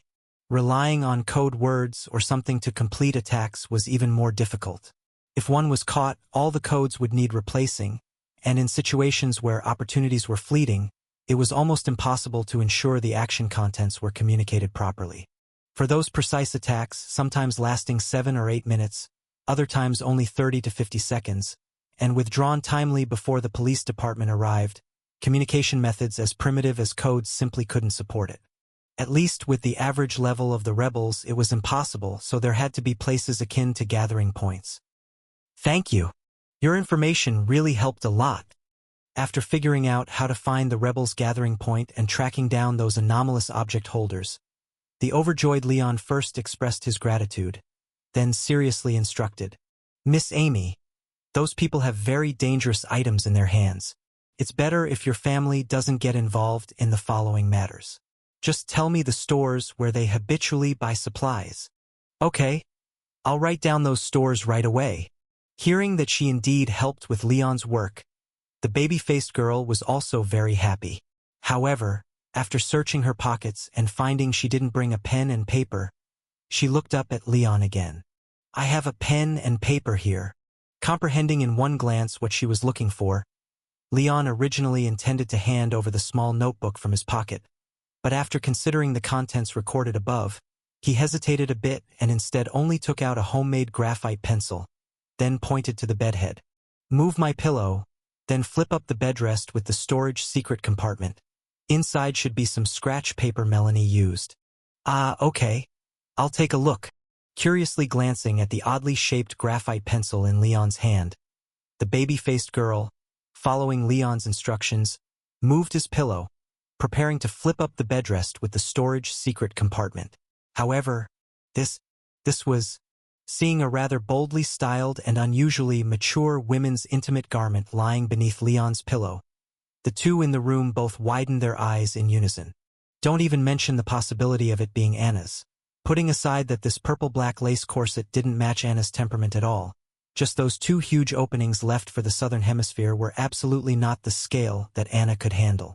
Amy knew at a glance that this belonged to a rather remarkable woman, especially considering the terrifying size gap between the southern hemisphere support and the waist. The owner of this garment undoubtedly had a dominating figure.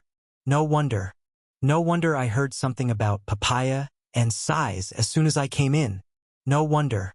Staring at this corset that noble ladies often wore to evening banquets for waist constriction, especially focusing on those two surprisingly big lower halves of bowls, the baby-faced girl couldn't help but pucker the corners of her mouth, her round, cute nose twitching twice as she felt a wave of inexplicable bitterness rush to the tip of her nose, her eyes slightly reddening.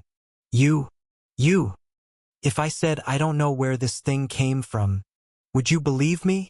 Interrupting Amy's teary moment, Leon walked over to look at the corset, checked his bedsheet and pillow, then frowned. "It seems like someone has slept in my bed. Anna likes to tidy up the room every night, so probably someone came yesterday, and the clothes should have been placed under the pillow at that time.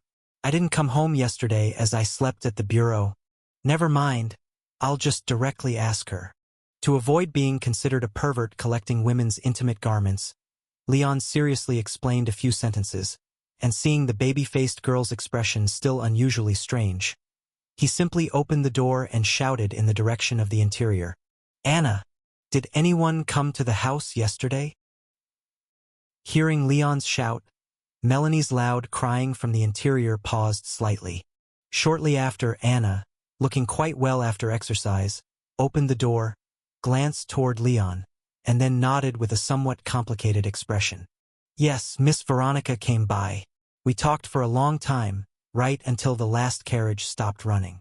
I let her stay in your room for the night. Is there a problem? Miss Veronica? The princess? No wonder."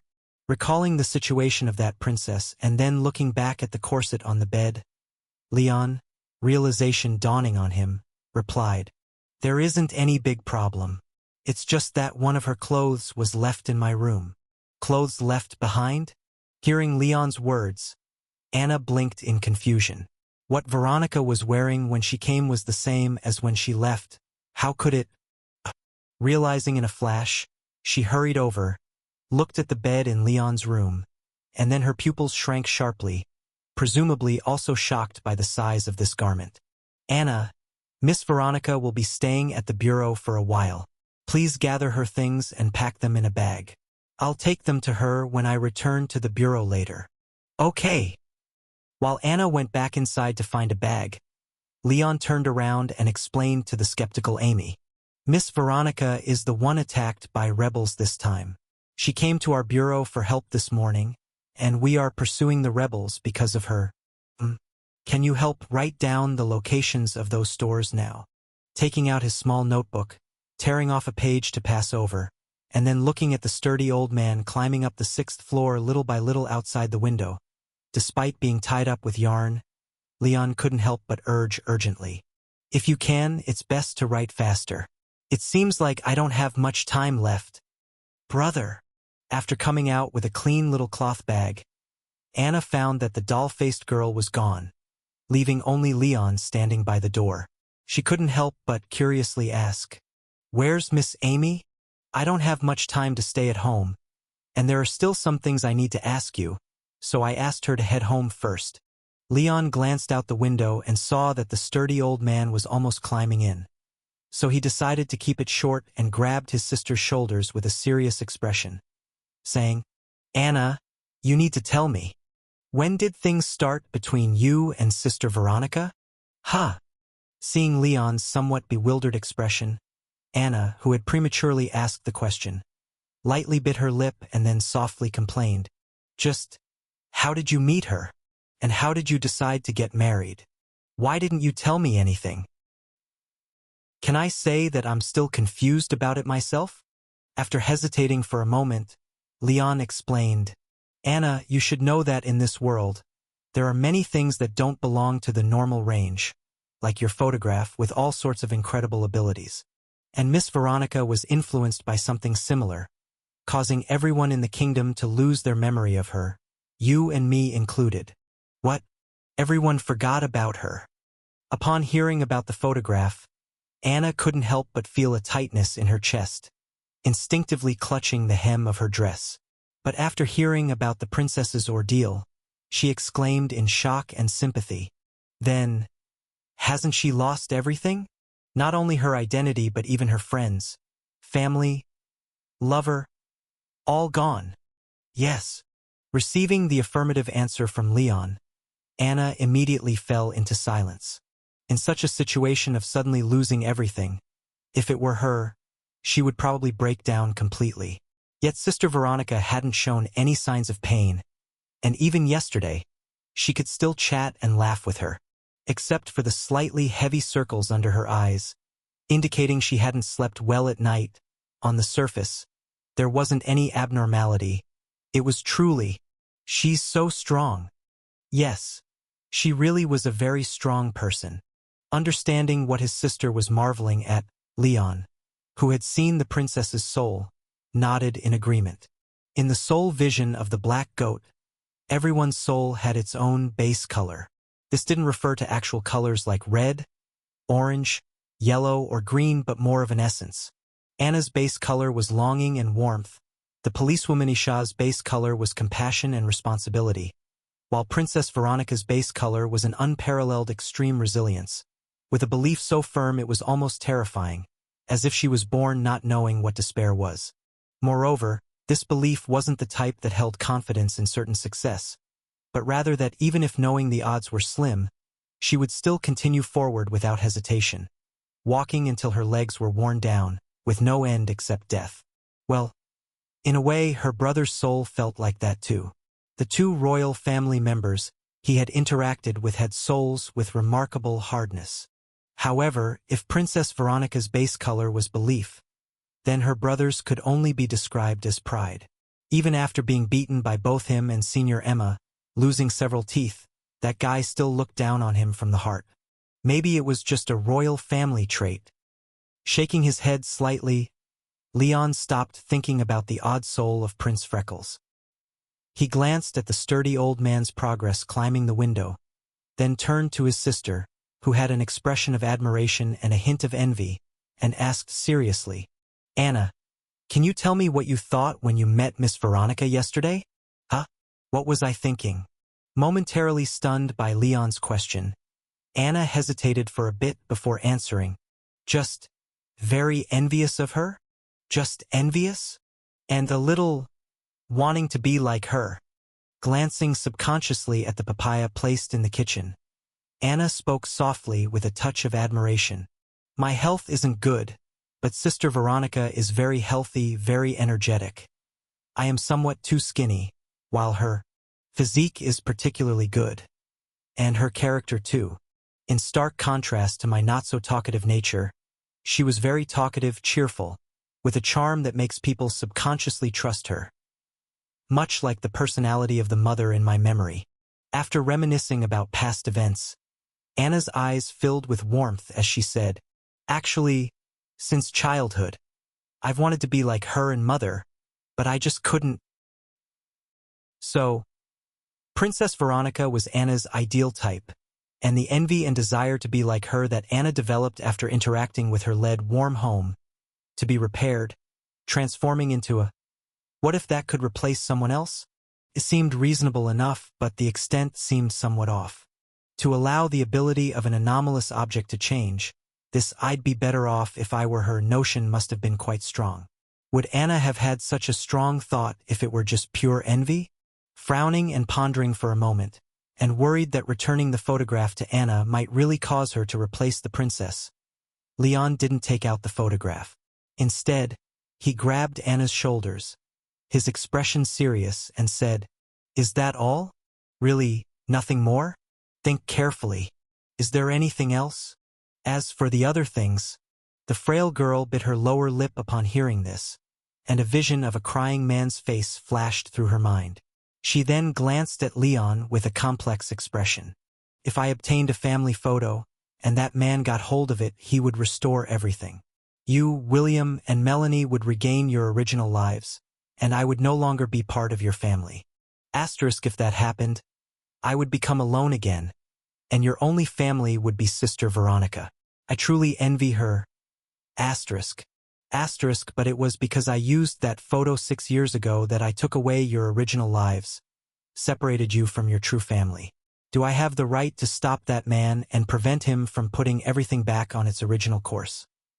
Asterisk. I don't.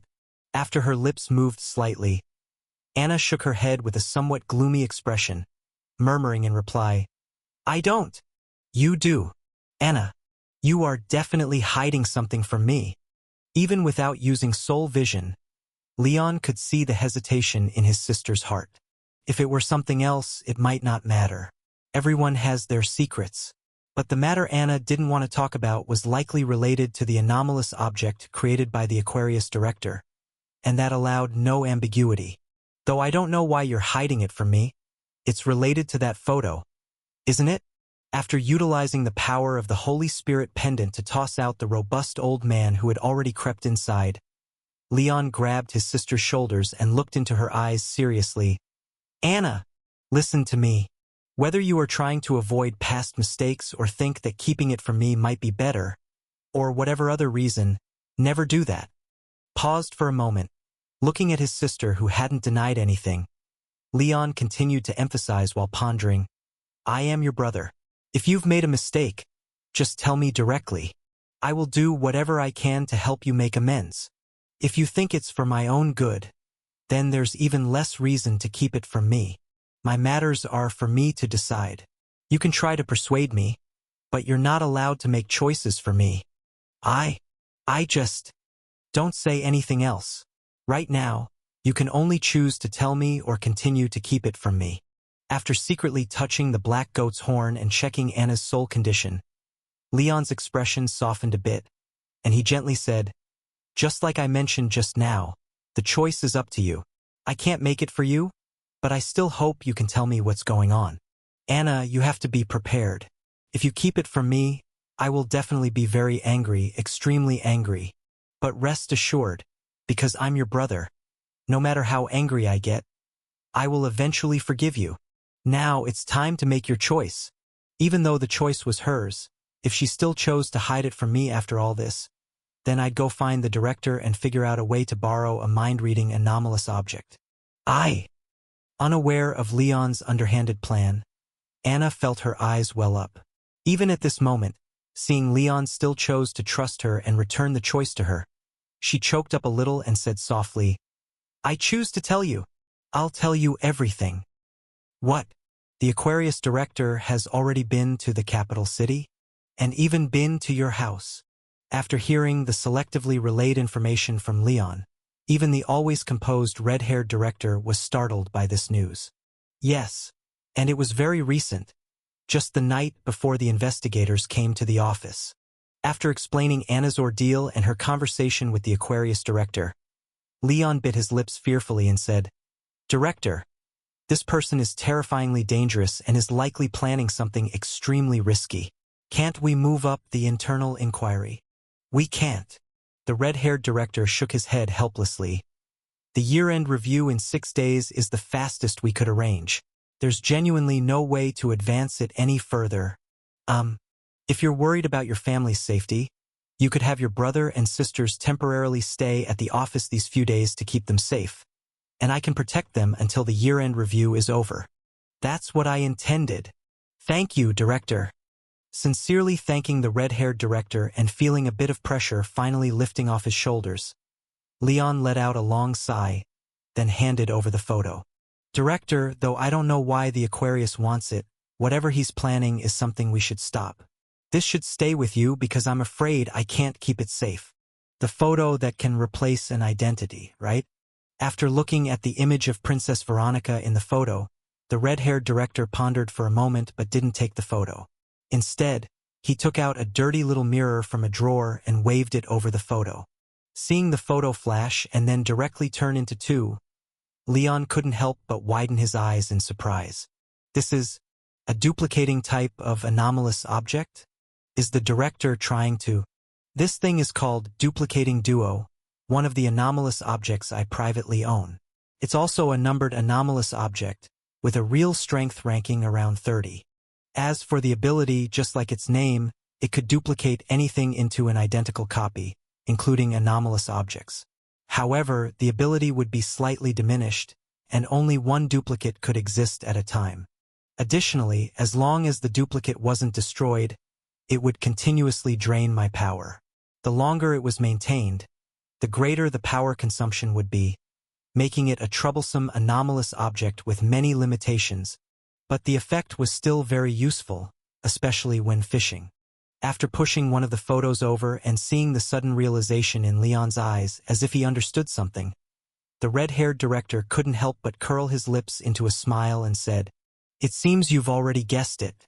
I haven't reported the duplicating duo to the Bureau, so Aquarius shouldn't be aware. It's perfect for trying to set a trap for him.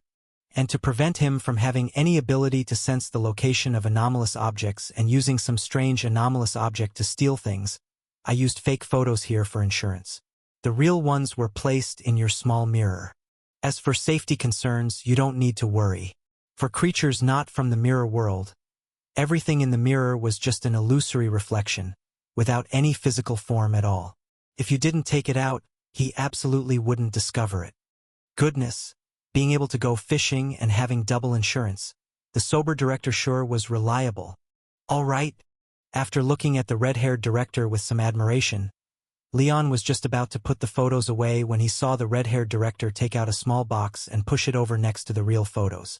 What's this? The heart of that sheep. It's called the heart of ambition, right? Seeing Leon's eyes suddenly light up, the red-haired director said with a smile, Although the evaluation given was ridiculously low, you've indeed passed the Bureau's investigation. Around the time you and Emma slapped Prince Joshua, the General Bureau sent some people over with the items. Was it you who led the beating? Seeing Leon's slightly embarrassed expression, the red-haired director's smile faded, and he squinted his eyes as he said, Emma said she did it, and you were just standing up for her, but do I need to say what the truth was?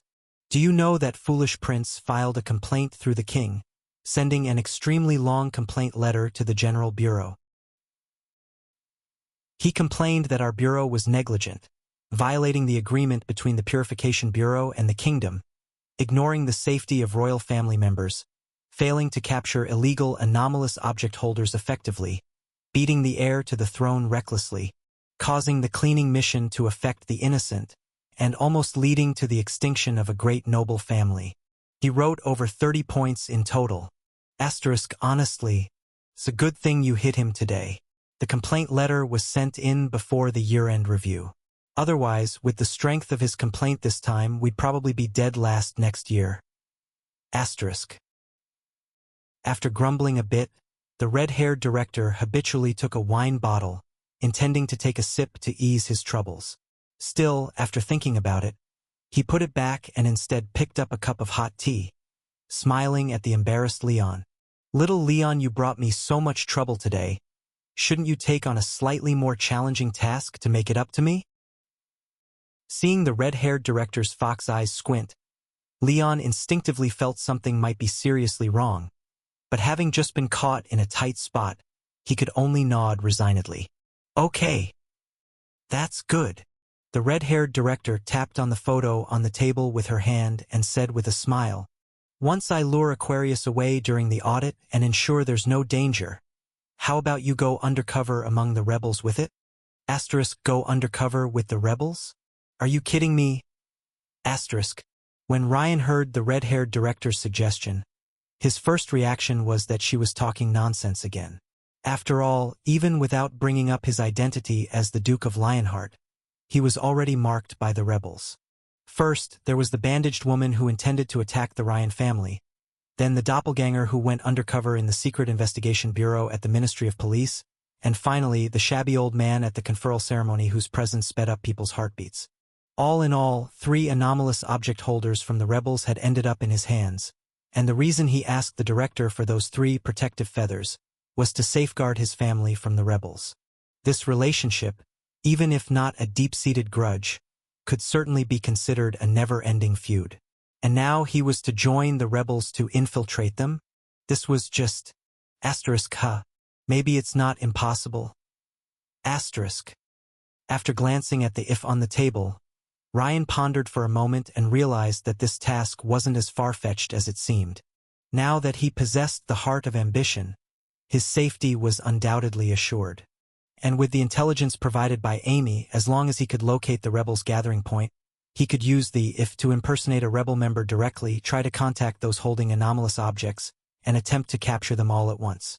Considering the unclear relationship between the rebels and the Aquarius director, doing this would not only eliminate the threat from the rebels, ensuring his family's safety, and help Princess Veronica retrieve her lost identity, but also reduce the help Aquarius might have, and thwart any possible conspiracy he had. 5 birds with 1 stone. After weighing the risks and benefits of the undercover task, Ryan nodded decisively and agreed. "I'm in." "Excellent." The red-haired director nodded with satisfaction and said, "Ryan, the inquiry into the Aquarius director will officially begin in about 5 or 6 days, but the timing can be slightly advanced, maybe in 2 or 3 days. Once I and Taurus, His Excellency, initiate the inquiry, the Aquarius director will certainly rush back to headquarters to fully prepare for the internal inquiry, and from when he's drawn away to the inquiry's conclusion, there will likely be about 2 weeks. During this period, I can roughly track his whereabouts to ensure he won't appear at the rebel gathering point, and with the heart of ambition for protection, your safety will be maximally guaranteed. So from 2 days later until 2 weeks later is your specific timeline for this infiltration mission. If the inquiry succeeds, the time can be extended. If it fails, you must leave immediately. As for the mission target..." At this point, the red-haired director thought for a moment and then lightly tapped the table with her fingertips and said, "The primary targets are the grandmother and granddaughter who might have the ability to erase memories. You need to prioritize finding them to quickly help Princess Veronica restore her identity. The secondary objective is to contact the other anomalous object holders, clarify their abilities, and confirm their locations. Before the inquiry against the Aquarius director begins, I will remain in the Bureau. If I go to participate in the inquiry, then Emma will remain in the bureau to oversee things. Once you've determined their locations and abilities, you can send the little dog Jerry gave you to deliver the news, and I'll or Emma will come to apprehend them. All right, I've noted it down. I haven't finished yet. The red-haired director shook her head and said, besides these 2 missions, you have a hidden task. I hope you can confirm whether there is another Prince Joshua among the rebels. What? Seeing Leon's astonished look, the red-haired director didn't immediately explain and instead asked, do you remember that nightmare Prince Joshua had when you and Emma went to visit the prince? That future-predicting strange dream? After recalling, Ryan nodded and then asked curiously, of course I remember. Was there an issue with that dream? A big issue. Pouring tea into an empty wine bottle and taking a big gulp to drown her sorrows, the red-haired director said with a headache visible on her face. Prince Joshua's nightmare should be the King of Nightmares' curse on the royal family. The King of Nightmares believes that, compared to the fictitious horrors of ordinary nightmares, the deepest regrets in one's heart are a person's most feared nightmare. So, the curse from the King of Nightmares has always been to make people recall their most painful pasts, rather than those hollow, unreal nightmares. This clashes with the content of Prince Joshua's nightmare. So, you suspect there are 2 Prince Joshuas? Yes. The red-haired director shrugged helplessly and said, I know it sounds absurd, but when paired with Emma's recount of the nightmare's content, the only conclusion I can come up with is that there's another Prince Joshua who has experienced those painful futures and returned to this past, which is his present. As Prince Joshua's age increases, his intelligence gradually matures, his concepts and personality become fixed, and his soul begins to align with this future prince. Thus, when the future prince suffered the King of Nightmares' curse, the real-time prince unluckily shared this nightmare. Asterisk that actually could make sense. Asterisk. After weighing the red-haired director's theory, Ryan found himself somewhat convinced. There weren't many significant flaws in her proposal. So, you think the Prince Joshua from the future has likely hidden among the rebels? It's uncertain, but based on what the rebels have done in the past, there's at least an 80% chance. After all, a future Prince Joshua, filled with persistence, wouldn't simply come back to take a look, right? Makes sense. If it makes sense, then get ready.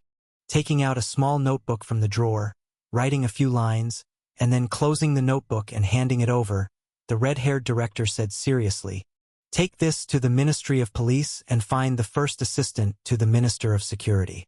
He will appoint you as the warden of the dead cell. With this identity, you can activate the vicarious dying ability of the Heart of Ambition. Additionally, given that your intelligence about the Aquarius director is completely transparent, it's possible he might inform the rebels. Therefore, refrain from using the witch's broom, Holy Spirit pendant, and other anomalous objects registered in the Bureau unless absolutely necessary. Otherwise, your cover might be blown. However, to come into contact with those anomalous object holders, it would be best to show a bit of special ability. Do you have any unregistered anomalous objects or abilities? Unregistered anomalous objects or abilities. In terms of abilities, I actually have one. After taking the notebook and putting it away, Ryan hesitated for a moment, then glanced at the brilliant-looking migratory thrush prints on his badge panel and said somewhat unsurely, if the conditions are right, I might be able to forcibly make others bow to me. Forcing others to bow to you? What kind of ability is this? After curiously blinking his fox-like eyes, the red-haired director was quite interested and said, what about the specific costs? What are the consequences of failure? These seem to be non-existent? Leon frowned and said uncertainly, they should be very low, right?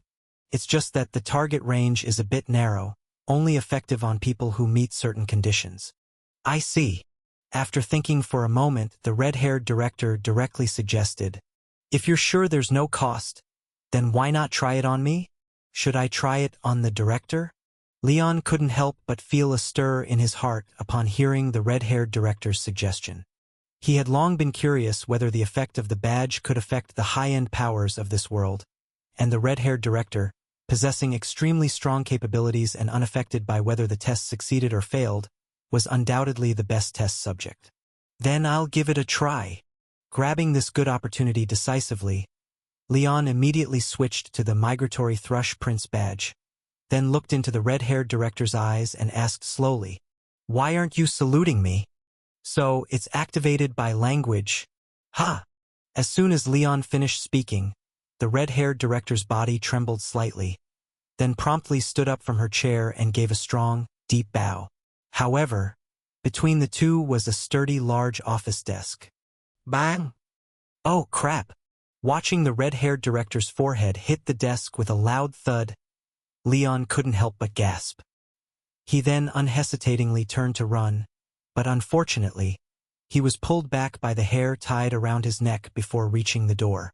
"This ability of yours is interesting."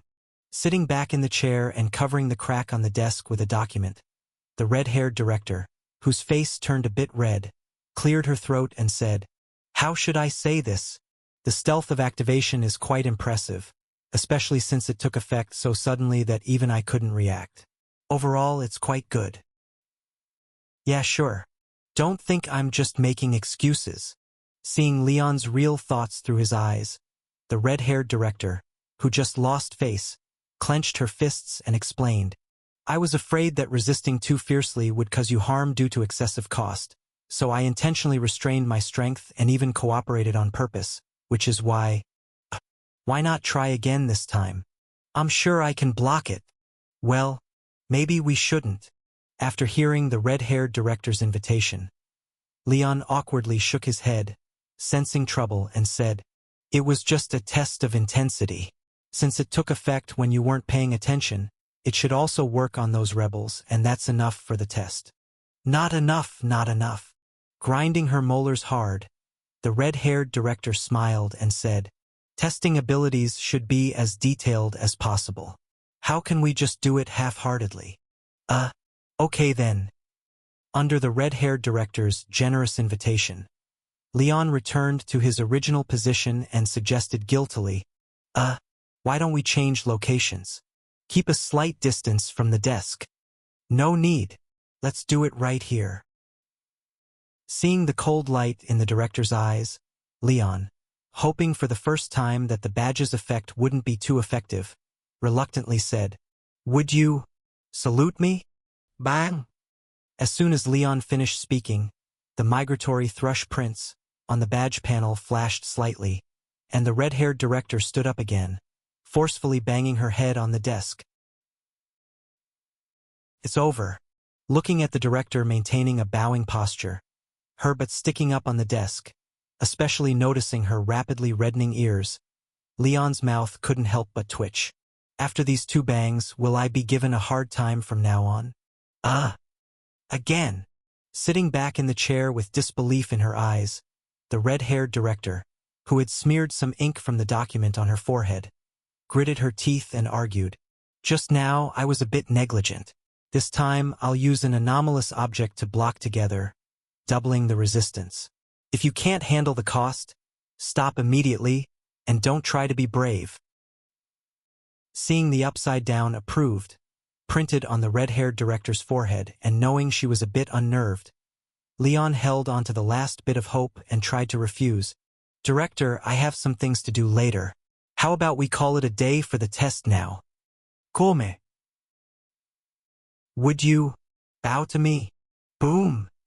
For the third time, standing up along with the chair tied to her behind, and a large chunk of flooring pulled out by her red hair, the red-haired director once again gave a loud, solid head bang to Leon and slowly sat back down, feeling as if her whole worldview had been reshaped.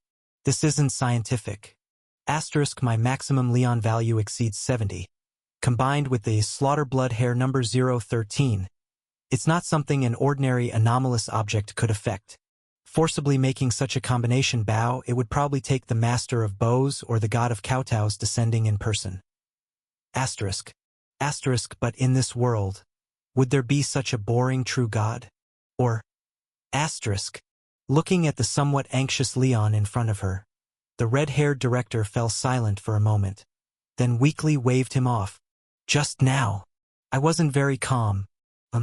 You might want to get busy. I want to be alone. Okay. Without asking who she wanted to be alone with, the moment the red-haired director let him go, Leon didn't brush off the dust on himself and left the director's office without saying a word. Watching his more disheveled back, the red-haired director, whose mind was a confused whirlpool, couldn't help but laugh for a second before shaking her head in perplexity. Little Leon's hierarchy may be more absurd than I imagined. Yeah, but if used correctly, it might have miraculous effects at critical moments. After receiving the appointment of Minister of Public Security, you have successfully obtained a part-time job and activated the bronze-level badge Warden. Warden, a senior manager in the prison system responsible for ensuring prisoners are treated appropriately, supervising prison discipline and management, overseeing prison staff behavior, and assisting prisoners with rehabilitation and reform so they can reintegrate into society in the future. Where effect? During capture-type work efficiency will slightly improve. Advancement route? None. Hidden traits? No need to wear due to frequent contact with a large number of different types of criminals. Familiarity with various criminals' traits and behavior patterns grants you an extremely special intuition about the existence of criminals. This is actually an unexpected gain. Holding the small notebook given by the director, after exchanging it for a side job as the warden of the death row, Leon couldn't help but show a rather sincere smile upon seeing the new badge that appeared on his panel. I made a big profit. Although the new badge was only of bronze level, both the wearing effect that could improve arrest efficiency and the ability to discover hidden traits of criminals were quite practical.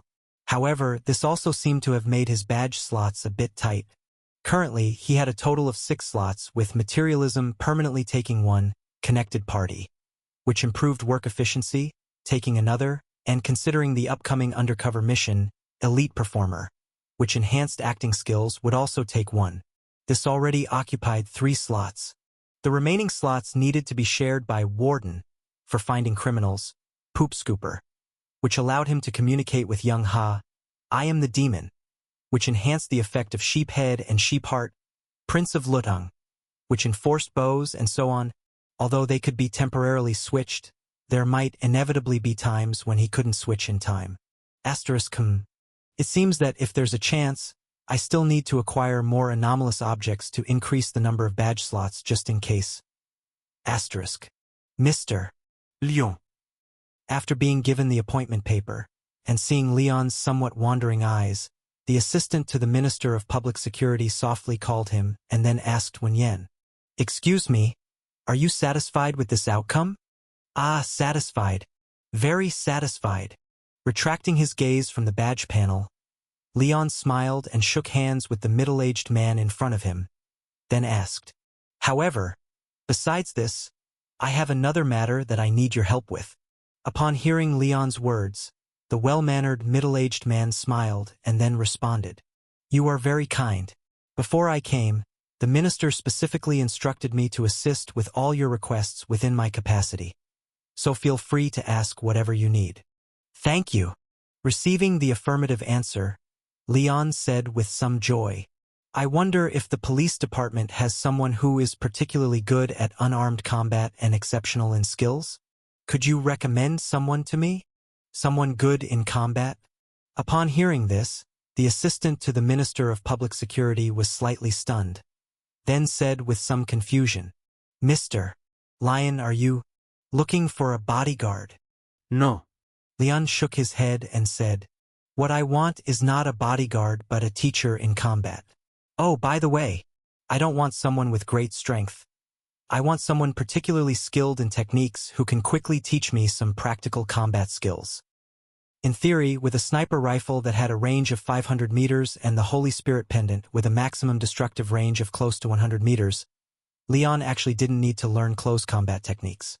However, since the rebels most likely had intelligence regarding the Holy Spirit pendant, making this anomalous object that Leon relied on the most banned, and the sniper rifle could not be used as a regular weapon, to prevent himself from becoming an ordinary person who couldn't even defeat a chicken, Leon had to temporarily clutch at straws, trying to make use of these 3 days and 2 nights to see if he could earn a combat badge.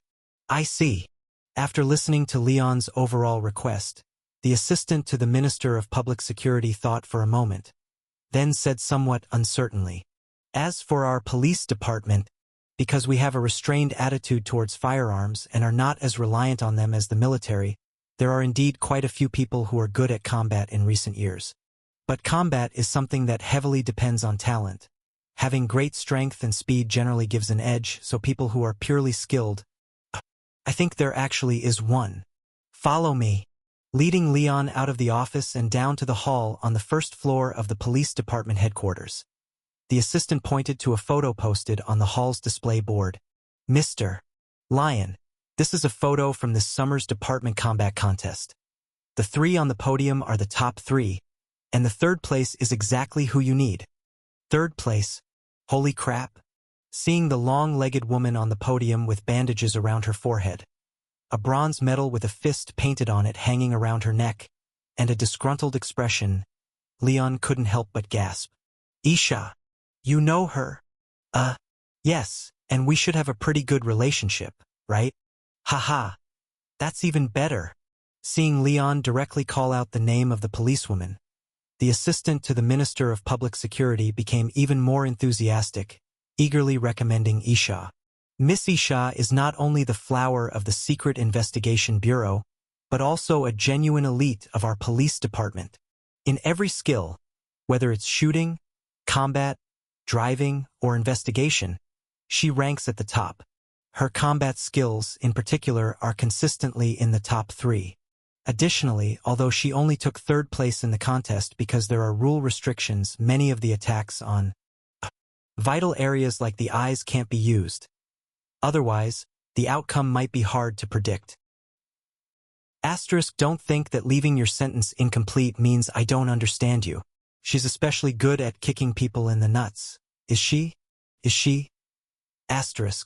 With a somewhat embarrassed smile, the assistant to the Minister of Public Security concluded, seeing Leon's speechless expression.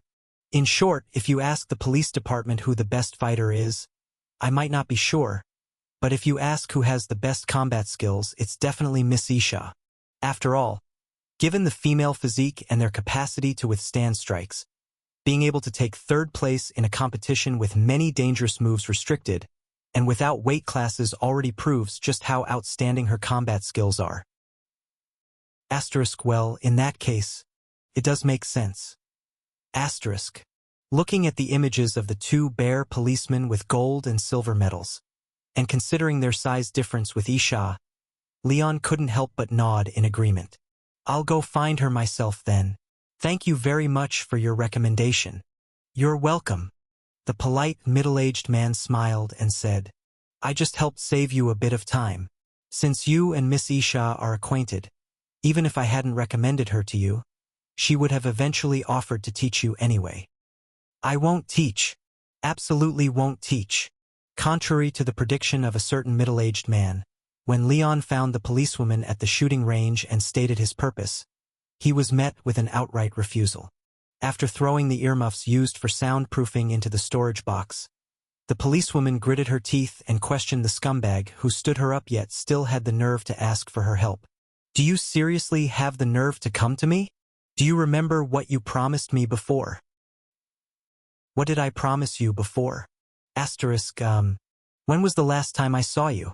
There have been so many chaotic things lately that I kind of lost track. The dungeon.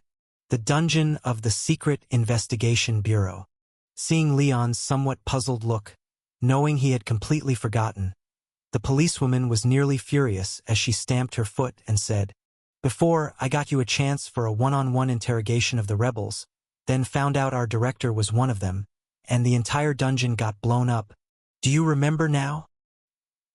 Oh, right, that did happen. After her reminder, a look of realization flashed across Leon's eyes. The policewoman wanted to learn about the scarred-faced director afterward, but since he didn't want to explain about anomalous objects and was preoccupied with rescuing someone at the Rose Manor of the Massey family, he casually told her he would explain the next day. Then the policewoman nodded and said she'd wait for him at the office the next day. Asterisk, from then until now it's almost been a week, right? Asterisk. And the worst part was, the policewoman had no contamination value, so memories involving anomalous events must have been altered by the brain of the evil god, meaning the agreement between them was likely messed up. With a lot happening at the bureau, I genuinely can't recall our agreement back then. Could you perhaps say it again? Scratching the back of his head under the policewoman's glare, Leon sheepishly requested. Also, I am about to embark on a very dangerous mission without using firearms, so I need to temporarily learn some combat skills, and the assistant to the Minister of Public Security said you're the best in this regard in the police department, so could you please teach me? Could you? Faced with Leon's thick-skinned plea for coaching, the policewoman, filled with anger, balled her fist, nearly wanting to punch him, but ultimately let it go in resignation. Asterisk, you've laid it all out there. What else can I do but help you? It's not like I can truly refuse and watch you head towards danger unprepared. Asterisk. All right. Rolling her eyes at the brazen man, the policewoman sighed in submission, picked up her belongings, and replied with a disgruntled hum. Go wait for me at the playground. Just so you know, when I teach combat, it's through practical experience, so don't complain when you get beaten up. Normally, if you want to learn martial arts, you must first train your physical condition, then consider techniques and strategies, but since he only had 2 or 3 days, I'd better teach some quick self-preservation techniques first. Looking at Leon, who had taken off his old coat and stood 5 steps away, with a rather lean build, the policewoman hesitated slightly before asking, I know a mix of martial arts techniques, but the ones I'm best at and are most suitable for quick learning are police combat and military combat. Which one would you like to learn? Leon, who didn't know anything about martial arts, hesitated for a moment before asking, what are the differences between these two? They have different goals and traits. Military is primarily for quick kills, to immediately incapacitate the opponent. Like this. No sooner had the policewoman finished speaking than her entire body suddenly sank, moving close to the ground at a speed that seemed to drag her into the earth. Then, like a black fish writhing on the ground, she crossed nearly 3 meters between the two of them in an instant, ghosting up to Leon's front. What the hell? From the moment the policewoman crouched down, Leon tried to follow her movement with his eyes. But even with high reaction speed brought on by a contamination value of 4.1, he could only see a blurred figure bowling toward him. He was in such a hurry that he couldn't even distinguish her limbs. As Leon instinctively retreated, a leg clad in black, tight-fitting pants with incredible elasticity was already in front of his right knee. It slightly lifted along with Leon's backward momentum, directly unbalancing him and flipping him horizontally backward. Immediately afterward, before his body had even fully hit the ground and while he was flailing midair, a finger was gently poked between the 3rd and 4th ribs on his left side, closest to his heart. If I had a dagger in my hand, you'd already be dead. Standing where Leon originally was, the policewoman made a gesture with 2 fingers mimicking a stabbing move, and satisfied with the shocked look on Leon's face, she suppressed a smile and said with a straight face, a new recruit only lasted under my hand for 0.5 seconds. Listen, when learning martial arts, the first lesson is not about how to knock down your opponent, but don't move recklessly. Your body is sturdier than it looks, and your leg in the standing position has a longer reach than mine when I'm charging. If you hadn't withdrawn recklessly just now, but instead mustered up the courage to kick, the outcome would have been different. A kick? Recalling the recent scene, Leon patted the dust off his body and stood up, reflecting, if I kick, could I block that move you just made? No, you can't. The policewoman shook her head. But you'd die a bit slower. I'd need to make a second move to kill you, and the total time would increase from about 0.5 seconds to roughly 0.8 seconds. Asterisk? Asterisk. So, the difference between kicking or not is whether I die immediately or have a chance to stretch my legs before I die, right? Asterisk. This is for ditching me. Asterisk. Noticing the frustration on Leon's face after hearing her response, the policewoman, who had been maintaining a stern expression, finally couldn't help but laugh. Then she also contemplatively studied Leon. Compared to explaining with words, actually experiencing something is a more profound memory in martial arts. So her sudden attack was meant to give him a wake-up call and secretly teach him the first lesson in martial arts. Keep your eyes open. Yes, the first lesson for beginners wasn't just about not moving recklessly, but about learning to keep your eyes open. When novice fighters are approached by the enemy and their face is attacked, they instinctively close their eyes. For rookies who can only observe the opponent with their eyes, this habit is no different than surrendering. Originally, the policewoman's intent was to rush to face Leon and throw a punch at his face to scare him into closing his eyes, directly teaching him the most important lesson. When learning martial arts, you have to overcome the instinct to close your eyes.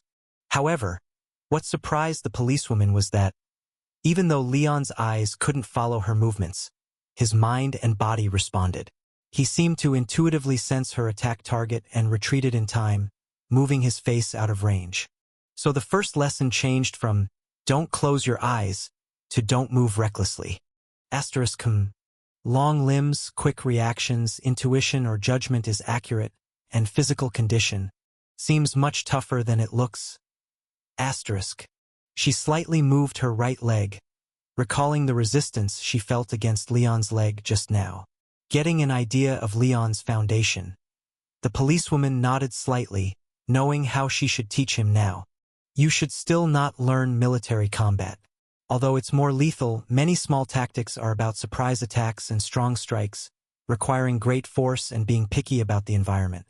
Although you can meet the learning requirements, it doesn't seem to suit your habits of exerting force.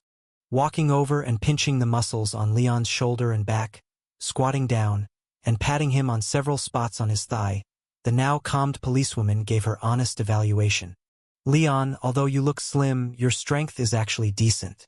It's just that, compared to your speed and reaction capability, your strength seems quite ordinary. Your qualities in these two aspects should be extremely, outstanding, and your judgment is also very good.